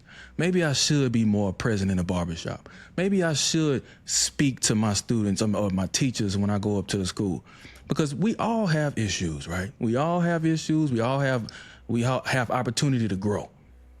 So I just want that to be, just want to throw that out there, because people take things left. I'm going to say this too, Kevin. Just what you just said, and if that changes, if I decide to go run for school board and all these changes that happen, I'm gonna be 100% with them. I'll be down with you. We need to extend a contract. Now we need to do those things, but we gotta see a change. And I know you're saying being in the community, all this stuff, that's perfect. But if I don't see some academics, I'm back on academics. If I don't see us growing there, then I'm not going to vote for. I would never vote for anything. And we have an F in academics, because our kids are being cheated. Our kids can't go to school, go to college, they can't. They're being cheated. And we got some good teachers, and we got some not so great. And I think they're so frustrated at this point. So they all say, I'm tired. I'm just tired. I'm tired. I don't have no support anyway. I'm tired. And we say something, we get in trouble about it. So it's just forget it. And so, and the whole thing is the kids suffer. When you look at it, it's falling back on the kids. The kids suffer. Now, one thing I will say, we got to up that alternative program. Because if I got 25 kids in my room and 3 of these booger bats is in here tearing up my room every day. Booger bats is crazy.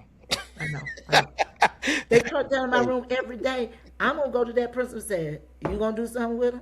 Their mama going to do something with them? Their daddy going to do something with them? Or they getting up out of here? Because I got 20 other kids want to learn. It's my job to teach them. And if I got to consistently send them out, you send them right back, send them out, well, take them on with you. Do whatever you got to do.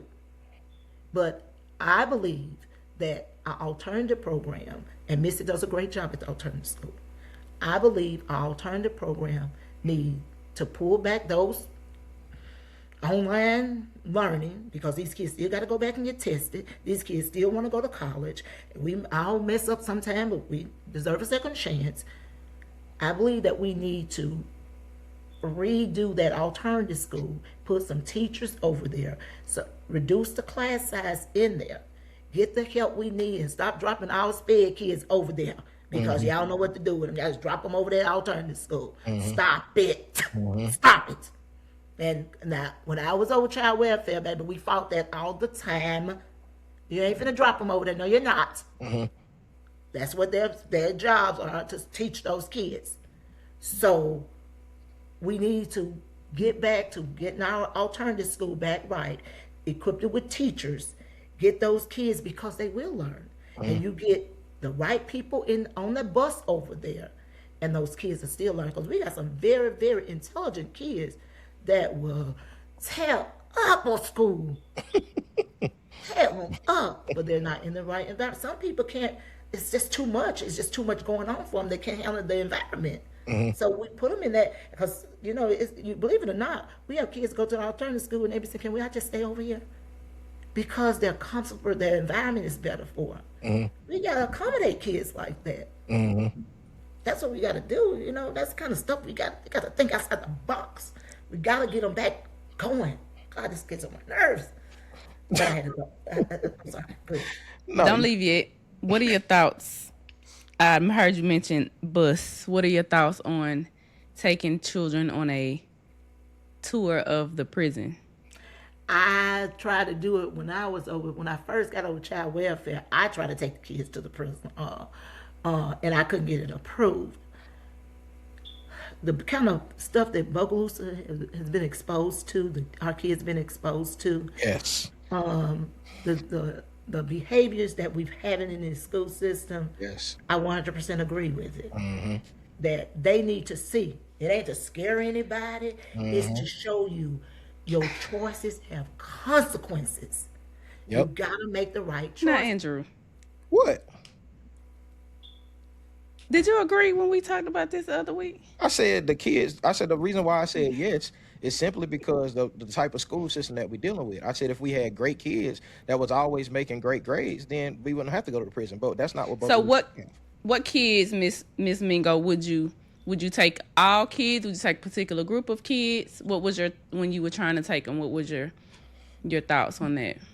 Well, parents had a choice if their kids could go or not. And it wasn't, I didn't identify which kids. I want every child because we got some very smart kids make some dumb decision and they end up in prison. So it ain't just the one that had behavior issues. I would take any child. Whoever want to go. That want to go. And I mean, I would probably encourage the ones that really act up, but if they want to go, I want them to go. Yes. Yeah. So no, I didn't have a problem with that at all. Okay, good deal. Any other questions? We trying to keep you. You got to go to work in the morning? Baby, I'll go to class in the morning, okay? Okay. All right, we'll take that. I'm I working won't on my keep you from next your career. lesson. I'm working on my next career.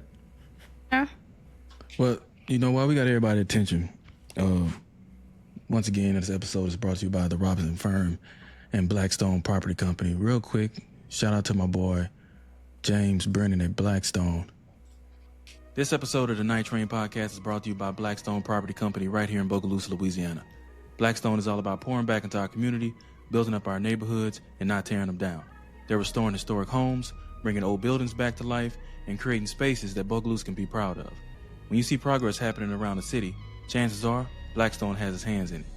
Tap in and support a company that's truly invested in the future of our people in our hometown. Blackstone Property Company, rebuilding Bogalusa with purpose.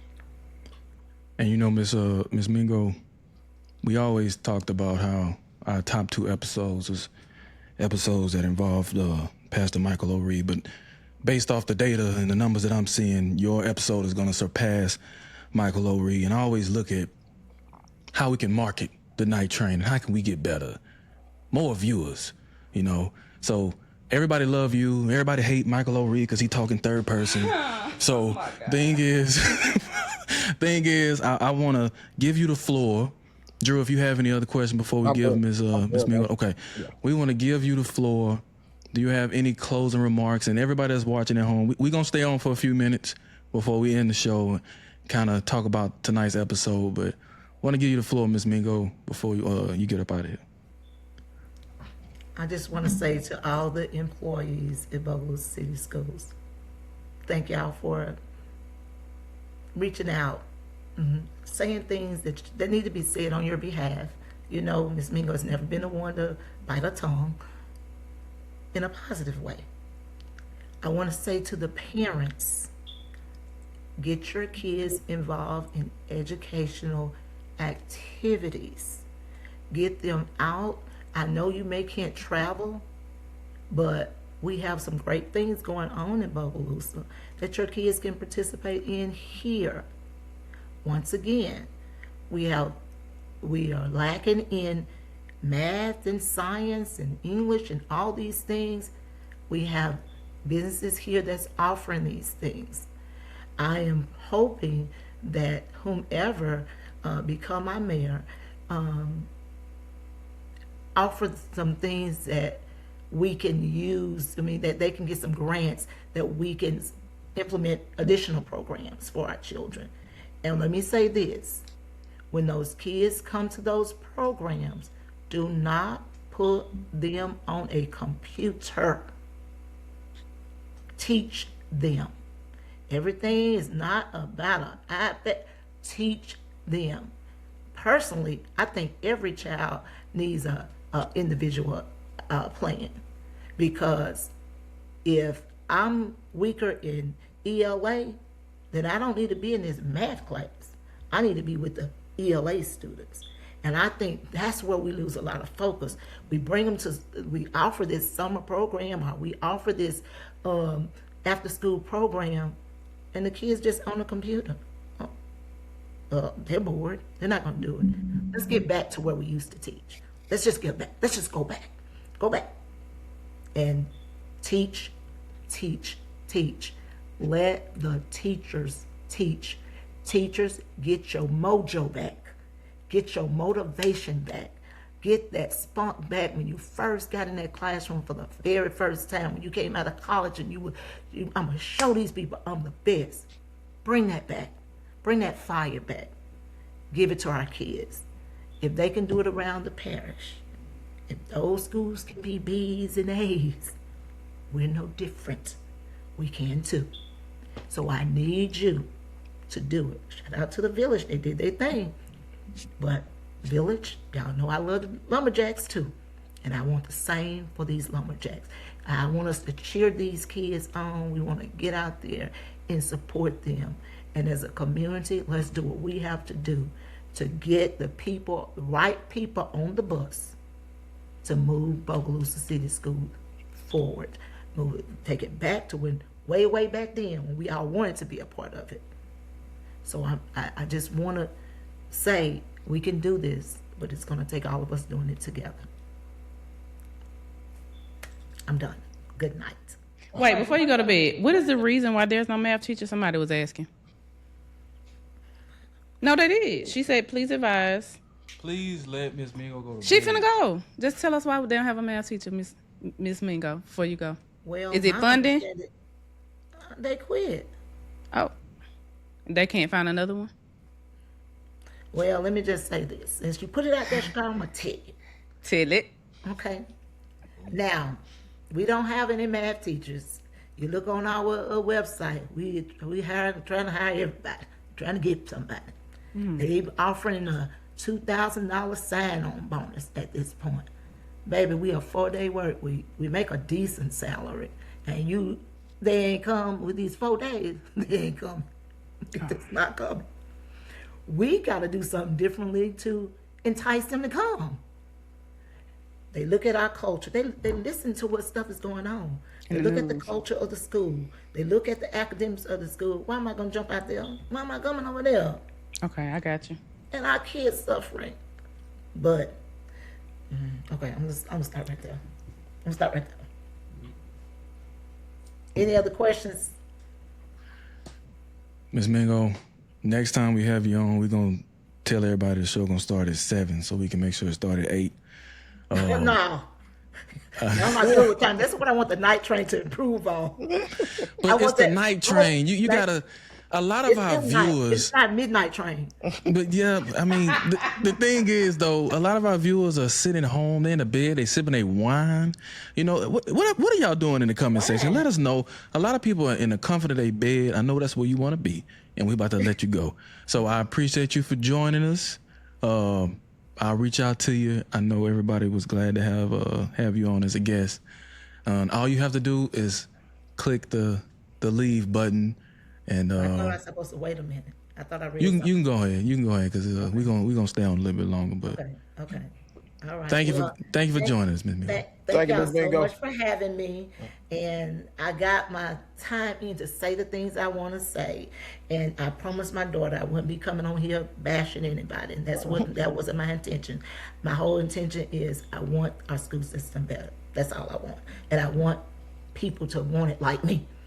Have that fire like me. If you want to get better. Okay? So y'all have a great night. Thank you. you. How y'all smiling now? I would smile like that in the morning. Now, if y'all want to start a morning train, I get up at 4 a.m. I'll be ready then with my coffee. I'll be ready. So y'all have a great night. Thank y'all for having me. Good night. Good night.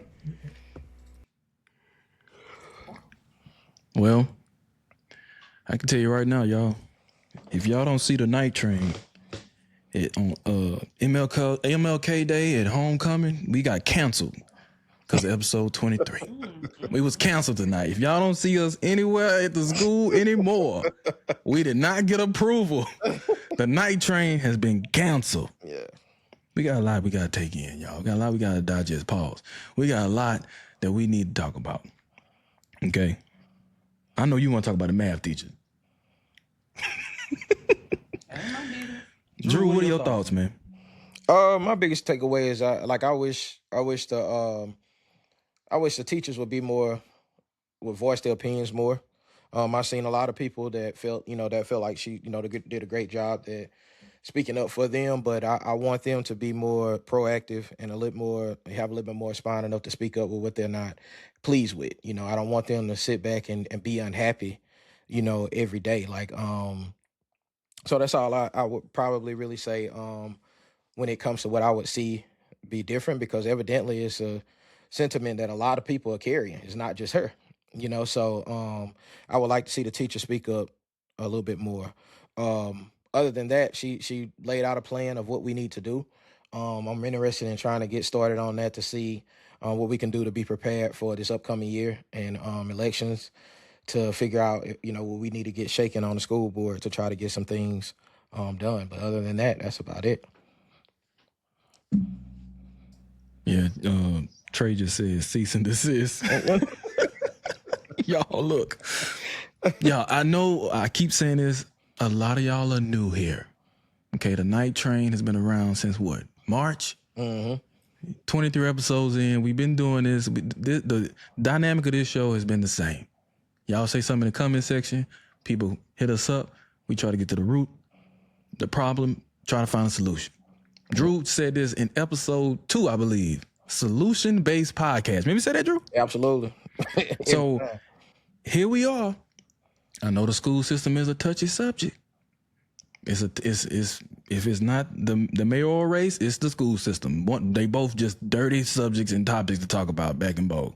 So we got a lot of work to do. I mean, what can we do on the podcast other than bring light to situations and, have guests come on and speak their truth? Because somebody mentioned in the comments, it was like, what I think it was Crab Jackson, what can we do with the platform other than bring awareness? I mean, I don't know what else we could do other than, we raised the money for Project Grad this year. But other than that, we got to take some ownership at the crib. Like the teachers, people got to step up. And I was talking about, go ahead. No, that's what I was saying. That was the reason. That's one of my points. Is like, we have this problem with always looking to the next person to do something or take care of something. It's like, no, man. Like, if you see the issue, especially if you're a part of the issue as an educator or work in the school system, if you see an issue, you shouldn't be waiting for somebody else, to address that issue. And that's what I feel like we have a lot of that go on in Bogalusa, even when it comes to not just education, but just everything in general. When it comes to politics, when it comes to religion, you name it. Like, we always waiting for the next person to speak up and not and then we just hop on the bandwagon afterwards, And I feel like that's what leads to things not being able to be solved in a timely manner, and it just keeps getting bad, and it festers and festers until you got this shit show that we're dealing with right now, So I just encourage people to speak up a lot more.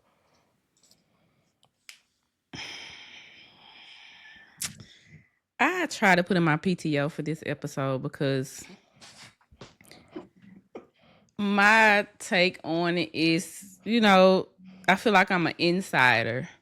And if I know I got a few ex-coworkers in here, somebody said they got a job for me, baby, I'm not coming back. But when I was there, I would speak up on the different things and issues and things like that. And I didn't feel like there were any blowback, or I never felt like, I'm gonna lose my job if I say this, that, or the third. So I think the people that are afraid are people who've never done it before, and they're not, you know how you go somewhere and people are like, oh, I'm not trying it. Why not? I'm just not. Like, try it.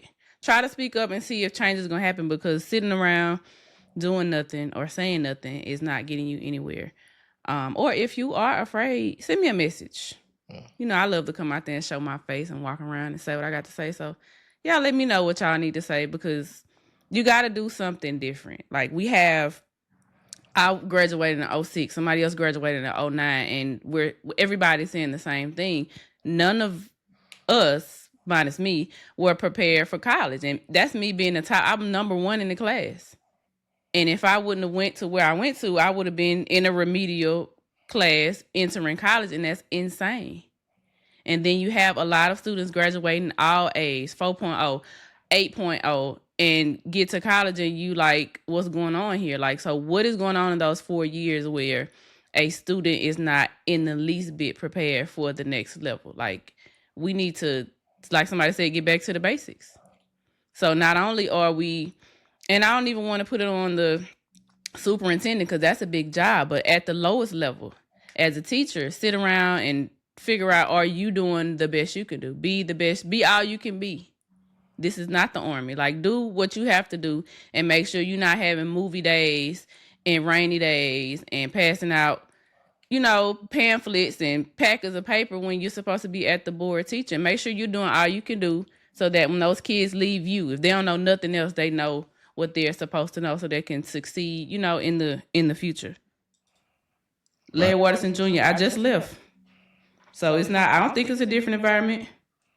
The same people there. I'll say this. Mute it real quick, Shakira. We've said this before, Drew, on a previous episode. I want y'all to really understand back home. I know y'all proud of y'all kids, what they doing, the straight A's, but I really want y'all to really understand that a 4.0 at Bogalusa High School is really like a 3.1 somewhere else. It's not the same at all. And I joke and talk about me taking remedial math and all the other stuff, but this was when we had great teachers at Columbia Street. We had a small amount of teachers I can like name on the finger on one hand that says they helped me like college. Like who comes to mind is like Ms. Glenorfson, Ms. Rayburn, and Keith Sanders. Like I didn't really understand math until Keith Sanders. Drew, that's my senior year of high school. My senior year of high school is when I really started to understand math. So like I really just want people to really understand that. Like one of the things I was going to talk about tonight was like what prepared me for college. Man, Columbia Street and Karen McGee. My mama. Like staying on me when I ain't want to do homework late at night. She helping me with homework. But y'all know how long it took me to understand long division? I'll never forget long division. I was on the interstate coming from Mississippi in the front seat and I finally understood it. Because my mom in that back seat, I don't know where we was coming from, probably from a convention. A convention. A Jehovah's Witness convention. But I'm for real though, like the time on the interstate in my mama minivan is when I'm starting to understand stuff I should be understanding in school. So the parents, we know it, but the parents, they play a role. Well, Miss Felicia said that you got to do, because in our actuality, you're not even in the class long enough to get it. That's why, when we was in school, they used to send us home with homework. You need that to reinforce what you learned for the day. So at this point, they're not receiving homework. Somebody have to do the work. Like even when me and my kids go to the grocery store and we picking up groceries, look at these numbers. How much is this? How much is this? Add this up, multiply this. We doing that in the store just to not only reinforce life skills, but reinforce whatever and if I call them in here, they'll tell y'all all the time. I say, what is your teacher teaching you? Because I'm doing too much work at home, but I'm going to do the work because I want them to succeed. So I just can't sit around and complain. And when they get off the bus, they on the computer, they watching TV, they play the game, they go to sleep. Like you have to put in the work. Whether you got time, whether you don't have time, you have to find the time. Get up early in the morning and do a little 1-2 with them, print out some worksheets. Like it's not 1999 when all we had was encyclopedias. We have Beyonce's internet. Like there is no excuse for you to not to understand this, that, and the third. If your teacher not doing her job, if she don't feel like being there as a parent, you still got to do what you got to do to make sure your baby's going to get to where they need to get. So she did say, you got to do the work.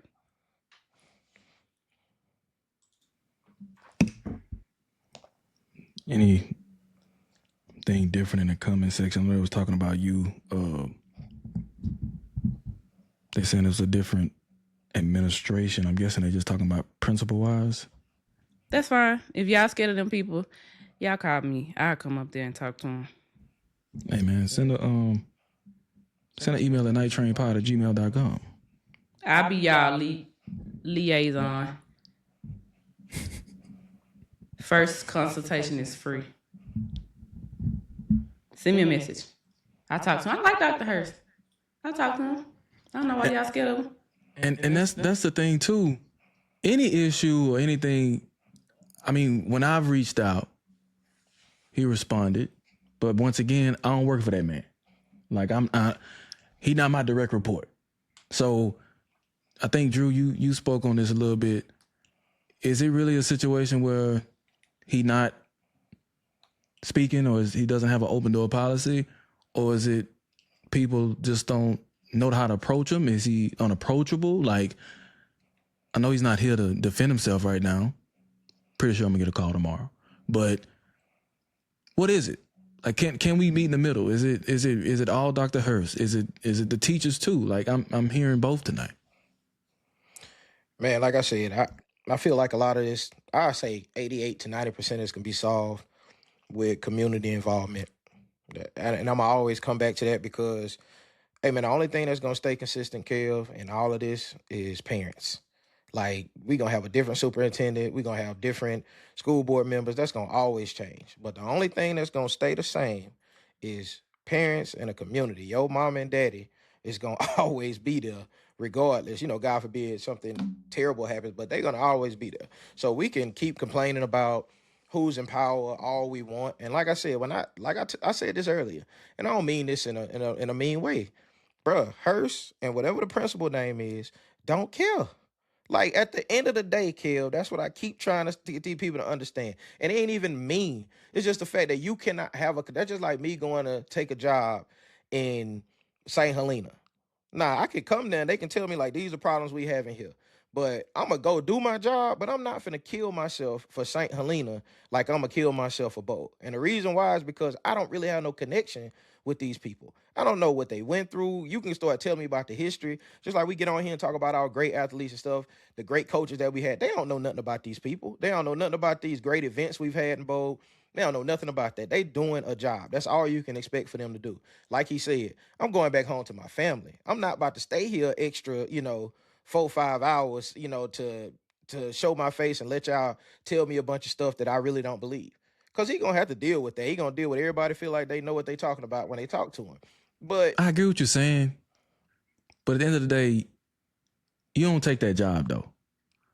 Just in my opinion. In my opinion, if you and look, I'm not an educator. I'm very passionate about aviation. That's what I'm passionate about. And what I love about it is finding that station that's not performing and build it back up. That's just me. When you're an educator, I would think that you're passionate about education. Now, Drew, if that story is true, I was not there. I was not there when he said whatever he said, allegedly. But my thing he was is, gonna fire me. What you talking about? Hey, listen. You go back and watch it if you ain't see the episode. Yeah, go back and watch it.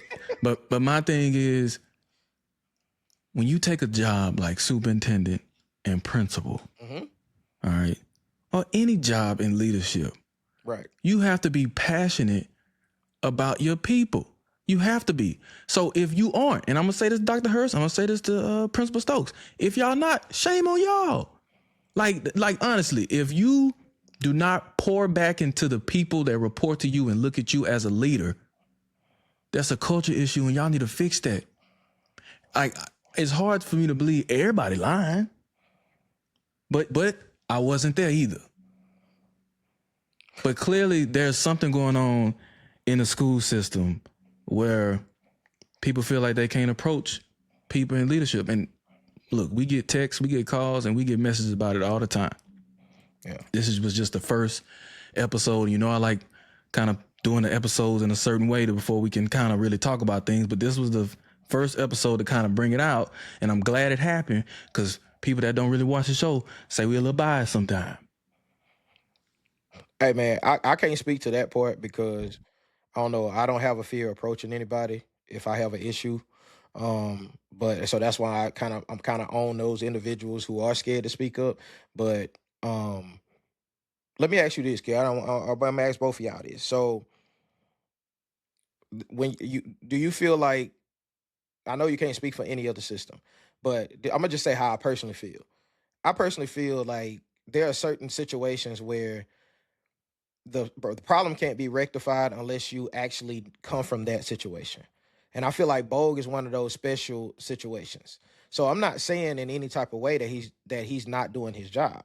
What I'm simply saying is, in order to actually be effective here in Bogalusa, you're gonna have to go beyond, your job. And I don't know if it's right to demand someone who doesn't understand the culture, you know what I'm saying, to actually be responsible for that. Anybody that takes the Bogalusa job, you're not just rebuilding the school system. You're going to have to rebuild a whole community. And the only way to do that is to actually come from that community. That's just my personal opinion. So when I say that they don't care, I'm saying it's like, those extra hours that you're gonna have to put in sometimes ain't gonna have nothing to do with the school system. It's gonna have everything to do with building a rapport with those parents. Because you can plug and play a superintendent in another great school system, like in Mandeville, St. Tammany, whatever. They ain't gonna have to do all that extra stuff. Half of the people don't even know who the superintendent is in those type of areas, because the community and the school system and teachers are so well versed with communication with one another that job doesn't have to be done. So when you have that opportunity offered to you, and you see like this is a 6-figure salary, I don't know if I can get mad at him for not. Does that make sense? Time out. People be texting me. Somebody just said that they work at the school. my principal from Bogue, and still ain't making a difference. I don't know what school this is. Yeah. I don't They say what? They work at the school system in Bogalusa, and they said that their principal is from Bogalusa and still not making a difference. That's what they just texted me. Well, and that's what I'm saying. Is like we're not really speaking on principalship. I feel like we're speaking on from the leadership from the top. Because, and that's the whole point of what I was trying to say early in the beginning. It's like those positions are going to always change. It's going to always come back to the community. Which is why I'm saying what I'm saying about Hurst. I don't think he'll ever understand that. I don't think, I'm gonna let you talk. I don't think, like, even let's say I was qualified to come back to be superintendent, right? Mm-hmm. And I took that job, and I came here, and I was doing all these type of changes. I don't really know how much the community would be prepared for that type of change, because I left and I learned my leadership skills from a different community. Right. Who was acceptable of change and didn't take anything, didn't feel any type of way when somebody was direct and told you that you're not doing your job correctly. So that's how I learned, and that's how I lead. Like, I'm upfront. I tell my people all the time, you want me to be manager Kevin, or you just want to be Kevin in this conversation? Because a lot of people not going to tell you the real, and they're going to see you doing your job. And then when you get to that year-end review, you're going to understand why you didn't get that raise. Because all year people was telling you that you was doing your job and doing what you need to do. But behind doors, they talking about you. So I don't know if people really ready for that heart-to-heart conversation of being told, you're not doing your job. Because a lot of things, some of these teachers, you got to look in the mirror too and see, am I even doing what I'm supposed to be doing before I can get mad at Dr. Hurst for not speaking to me? Can I? Like, what are you holding yourself accountable before you try to hold Dr. Hurst accountable? Man, I said this on the episode with Dr. Hurst too. Y'all mad and talking about, oh, y'all don't see him or he not around, but y'all don't go to open house. Y'all want him to be at Readers and Walmart and Legends. Speaking of Legends, we're going to be live on February 14th, live on 4th Street. The night train is going to be live on 4th Street. We're going to be live February 13th at Duke's, the night of Bogalusa at Varnado. We may be at Bogalusa High School on January 19th, unless that cease and desist come through. We still should be live January 19th on Martin Luther King Day when Bogalusa hosts Varnado. Yeah. So you got anything else live coming up? Oh, Crew Unity Ball. Crew We're going to Unity be Ball, yeah. live at the Crew Unity Ball on January 31st. All right, my last question about this is like, do y'all really feel like it's an issue? I'm sorry, go ahead, Sky. My fault. My God. I think what I was gonna say, I see a couple people saying it in the comments. Tara Allen Taylor said, right, they don't want to hear change here. They want that good old boy type, throw the rock, hide your hands type. And I'm gonna say it and I'm gonna keep saying it. Somebody else said Bogalusa don't like change and progression. Look at City Hall. And that's what I was getting ready to say. As a leader of the entire school system, Dr. Hurst can't do any more than the people who he answers to. It's kind of like somebody saying, I'm going to be the mayor, I'm going to do this, this, and this, but you can't do this, this, and this if the city council doesn't let you do it. And Bogalusa is not a place that is open to change. They're so resistant to change. It is insane. Like, if you ask anybody what happened to Miss Ishmael, Bogalusa is resistant to change. And I'm from Bogalusa, born, raised, Christmas, Thanksgiving. That's the only place I got to go to eat. And they were so resistant to what I was trying to bring. And all I'm trying to do is make sure that my kids were not like me when it was time to graduate, which was unprepared for college. So I'm giving them tips and I'm giving them tricks and I'm doing this and this. And I had so many parents come up there, curse me out. I probably still have text messages in my phone right now. I'd have been cursed out. I done had a parent come up there want to fight. I done had somebody. You probably deserved a little bit of that though. But keep going. I'm sorry.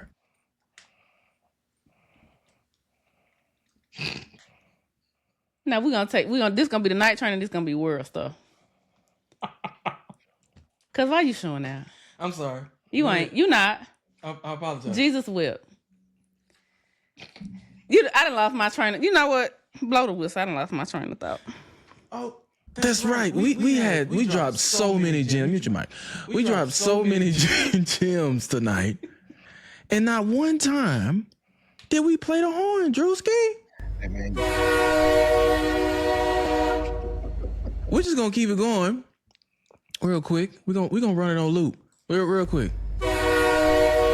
Let's pray to God we don't get canceled. Let's pray to God we show up to MLK Day for the game. Let's pray to God we're gonna be at homecoming in fall 2026. Yeah, I don't think you're gonna have an issue with it, man. I don't feel like he that petty. You know, I feel like it is what it is, type of thing. Because I honestly feel like not speaking to me going too far. Like, I wasn't gonna say that, but I'm like, come on, y'all. That's what we kind of, we getting upset because somebody not speaking to you. Like, well, what grade we in? You know? That's what I was thinking too. That's pretty petty. That's kind of petty on that sleep. Like, I mean, I'm not.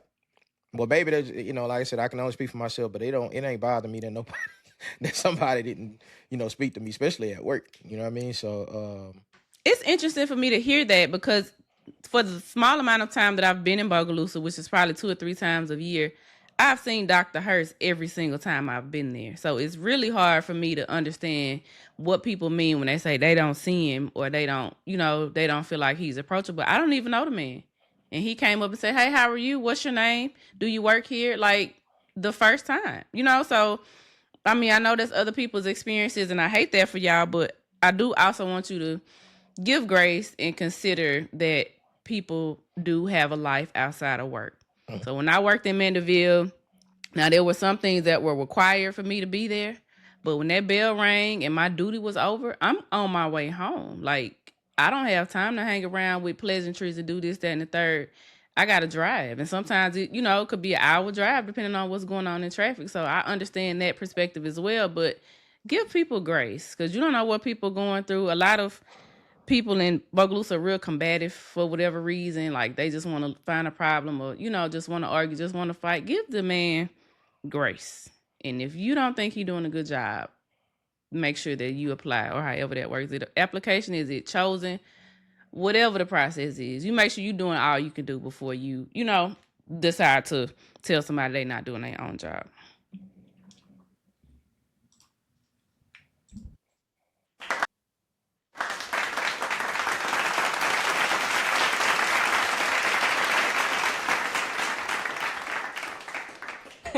Hallelujah.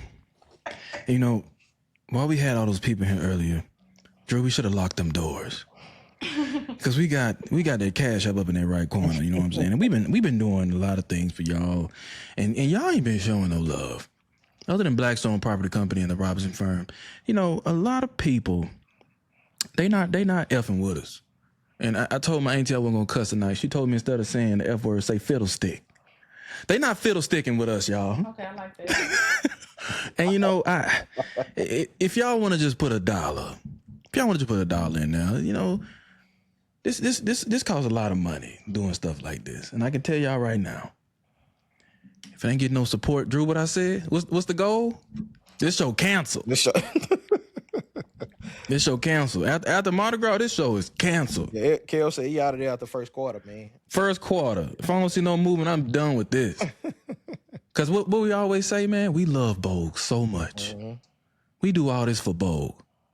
But sometimes Bogue don't love you back. And that's fine. That's fine.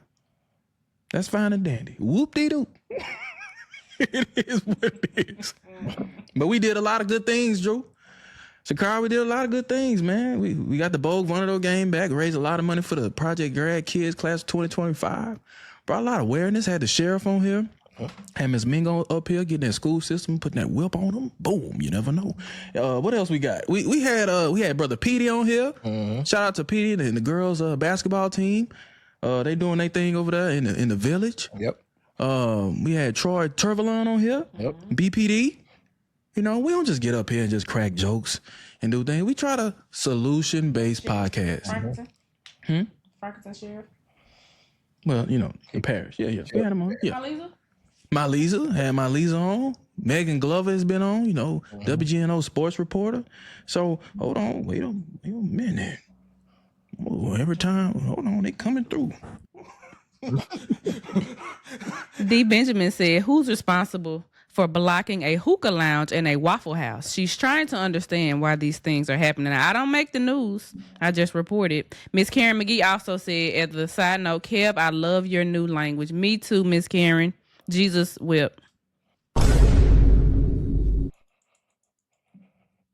They want to know who blocked the hookah lounge? Nah, Drew. Let them know, Kel. Go ahead and tell them.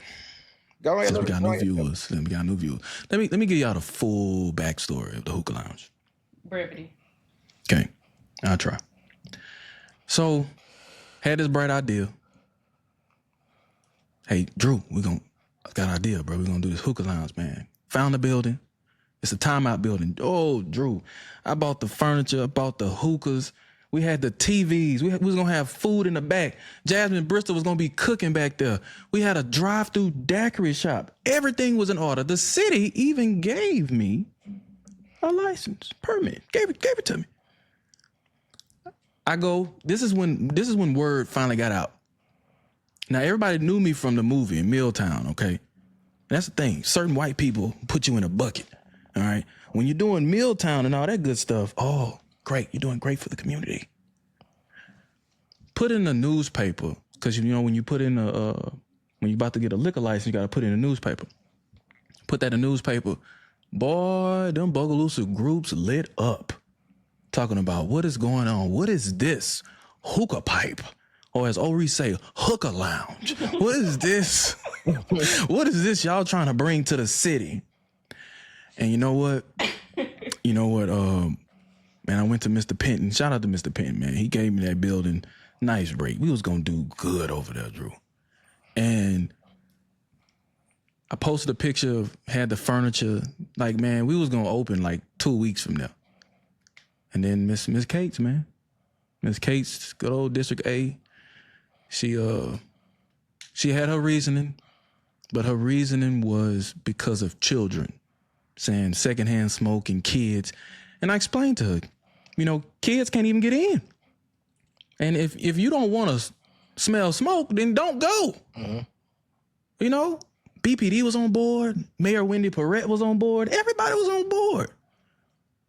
And the crazy thing was the hookah lounge wasn't even in her district. What district is that? District A was her area. Now, I don't know what timeout. That's by Nielsen's Pharmacy and all the other stuff. But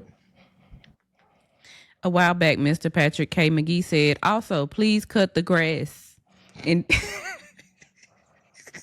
In District A, we can't even see the back of the old projects.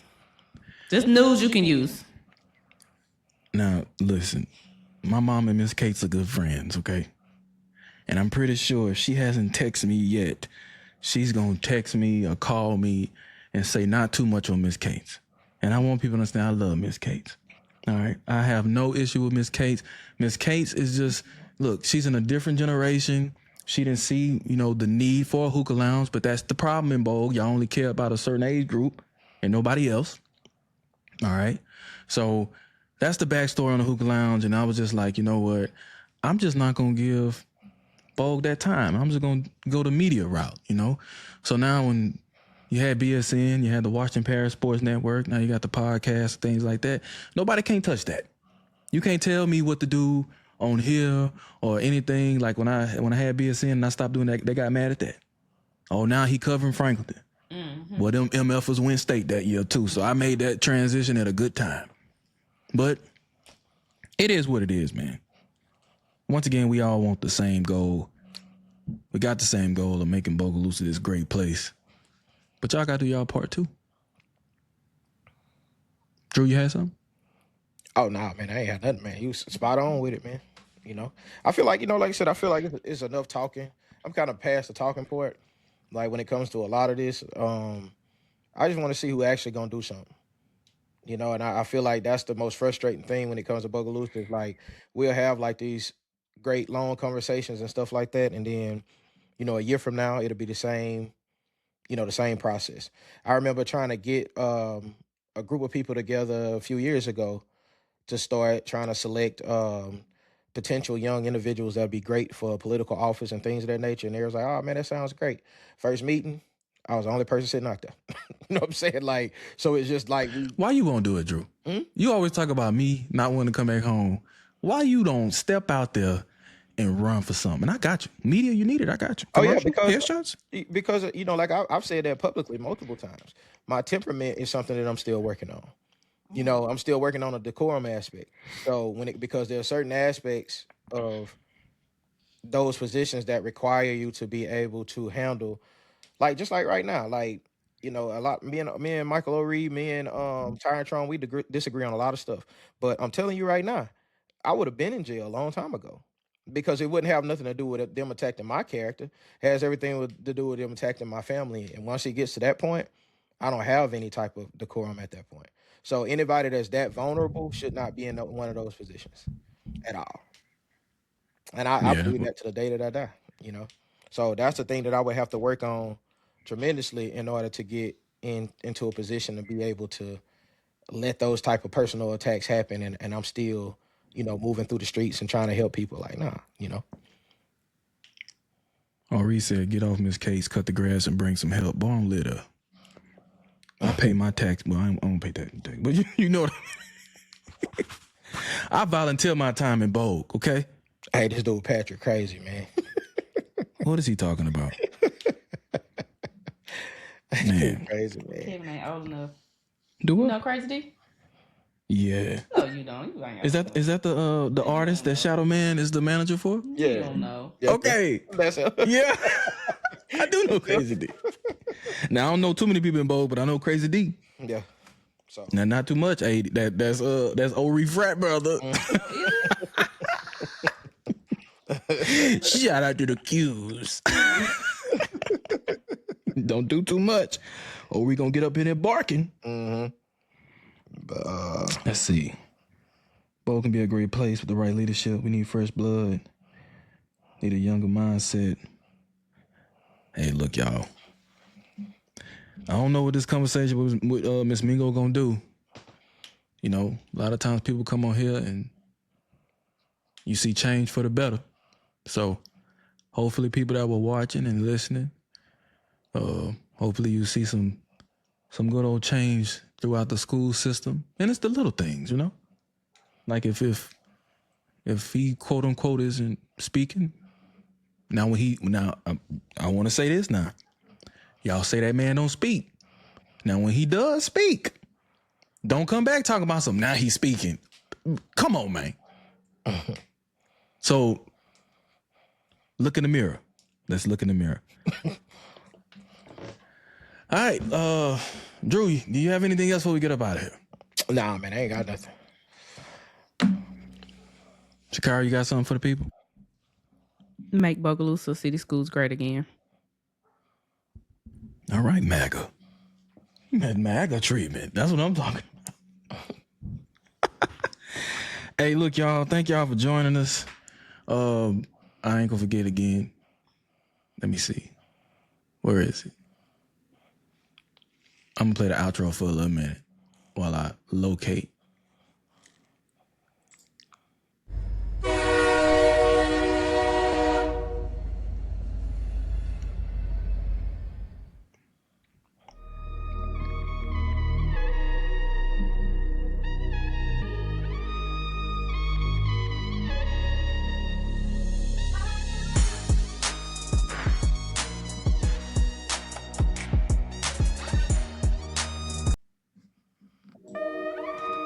Hey, y'all.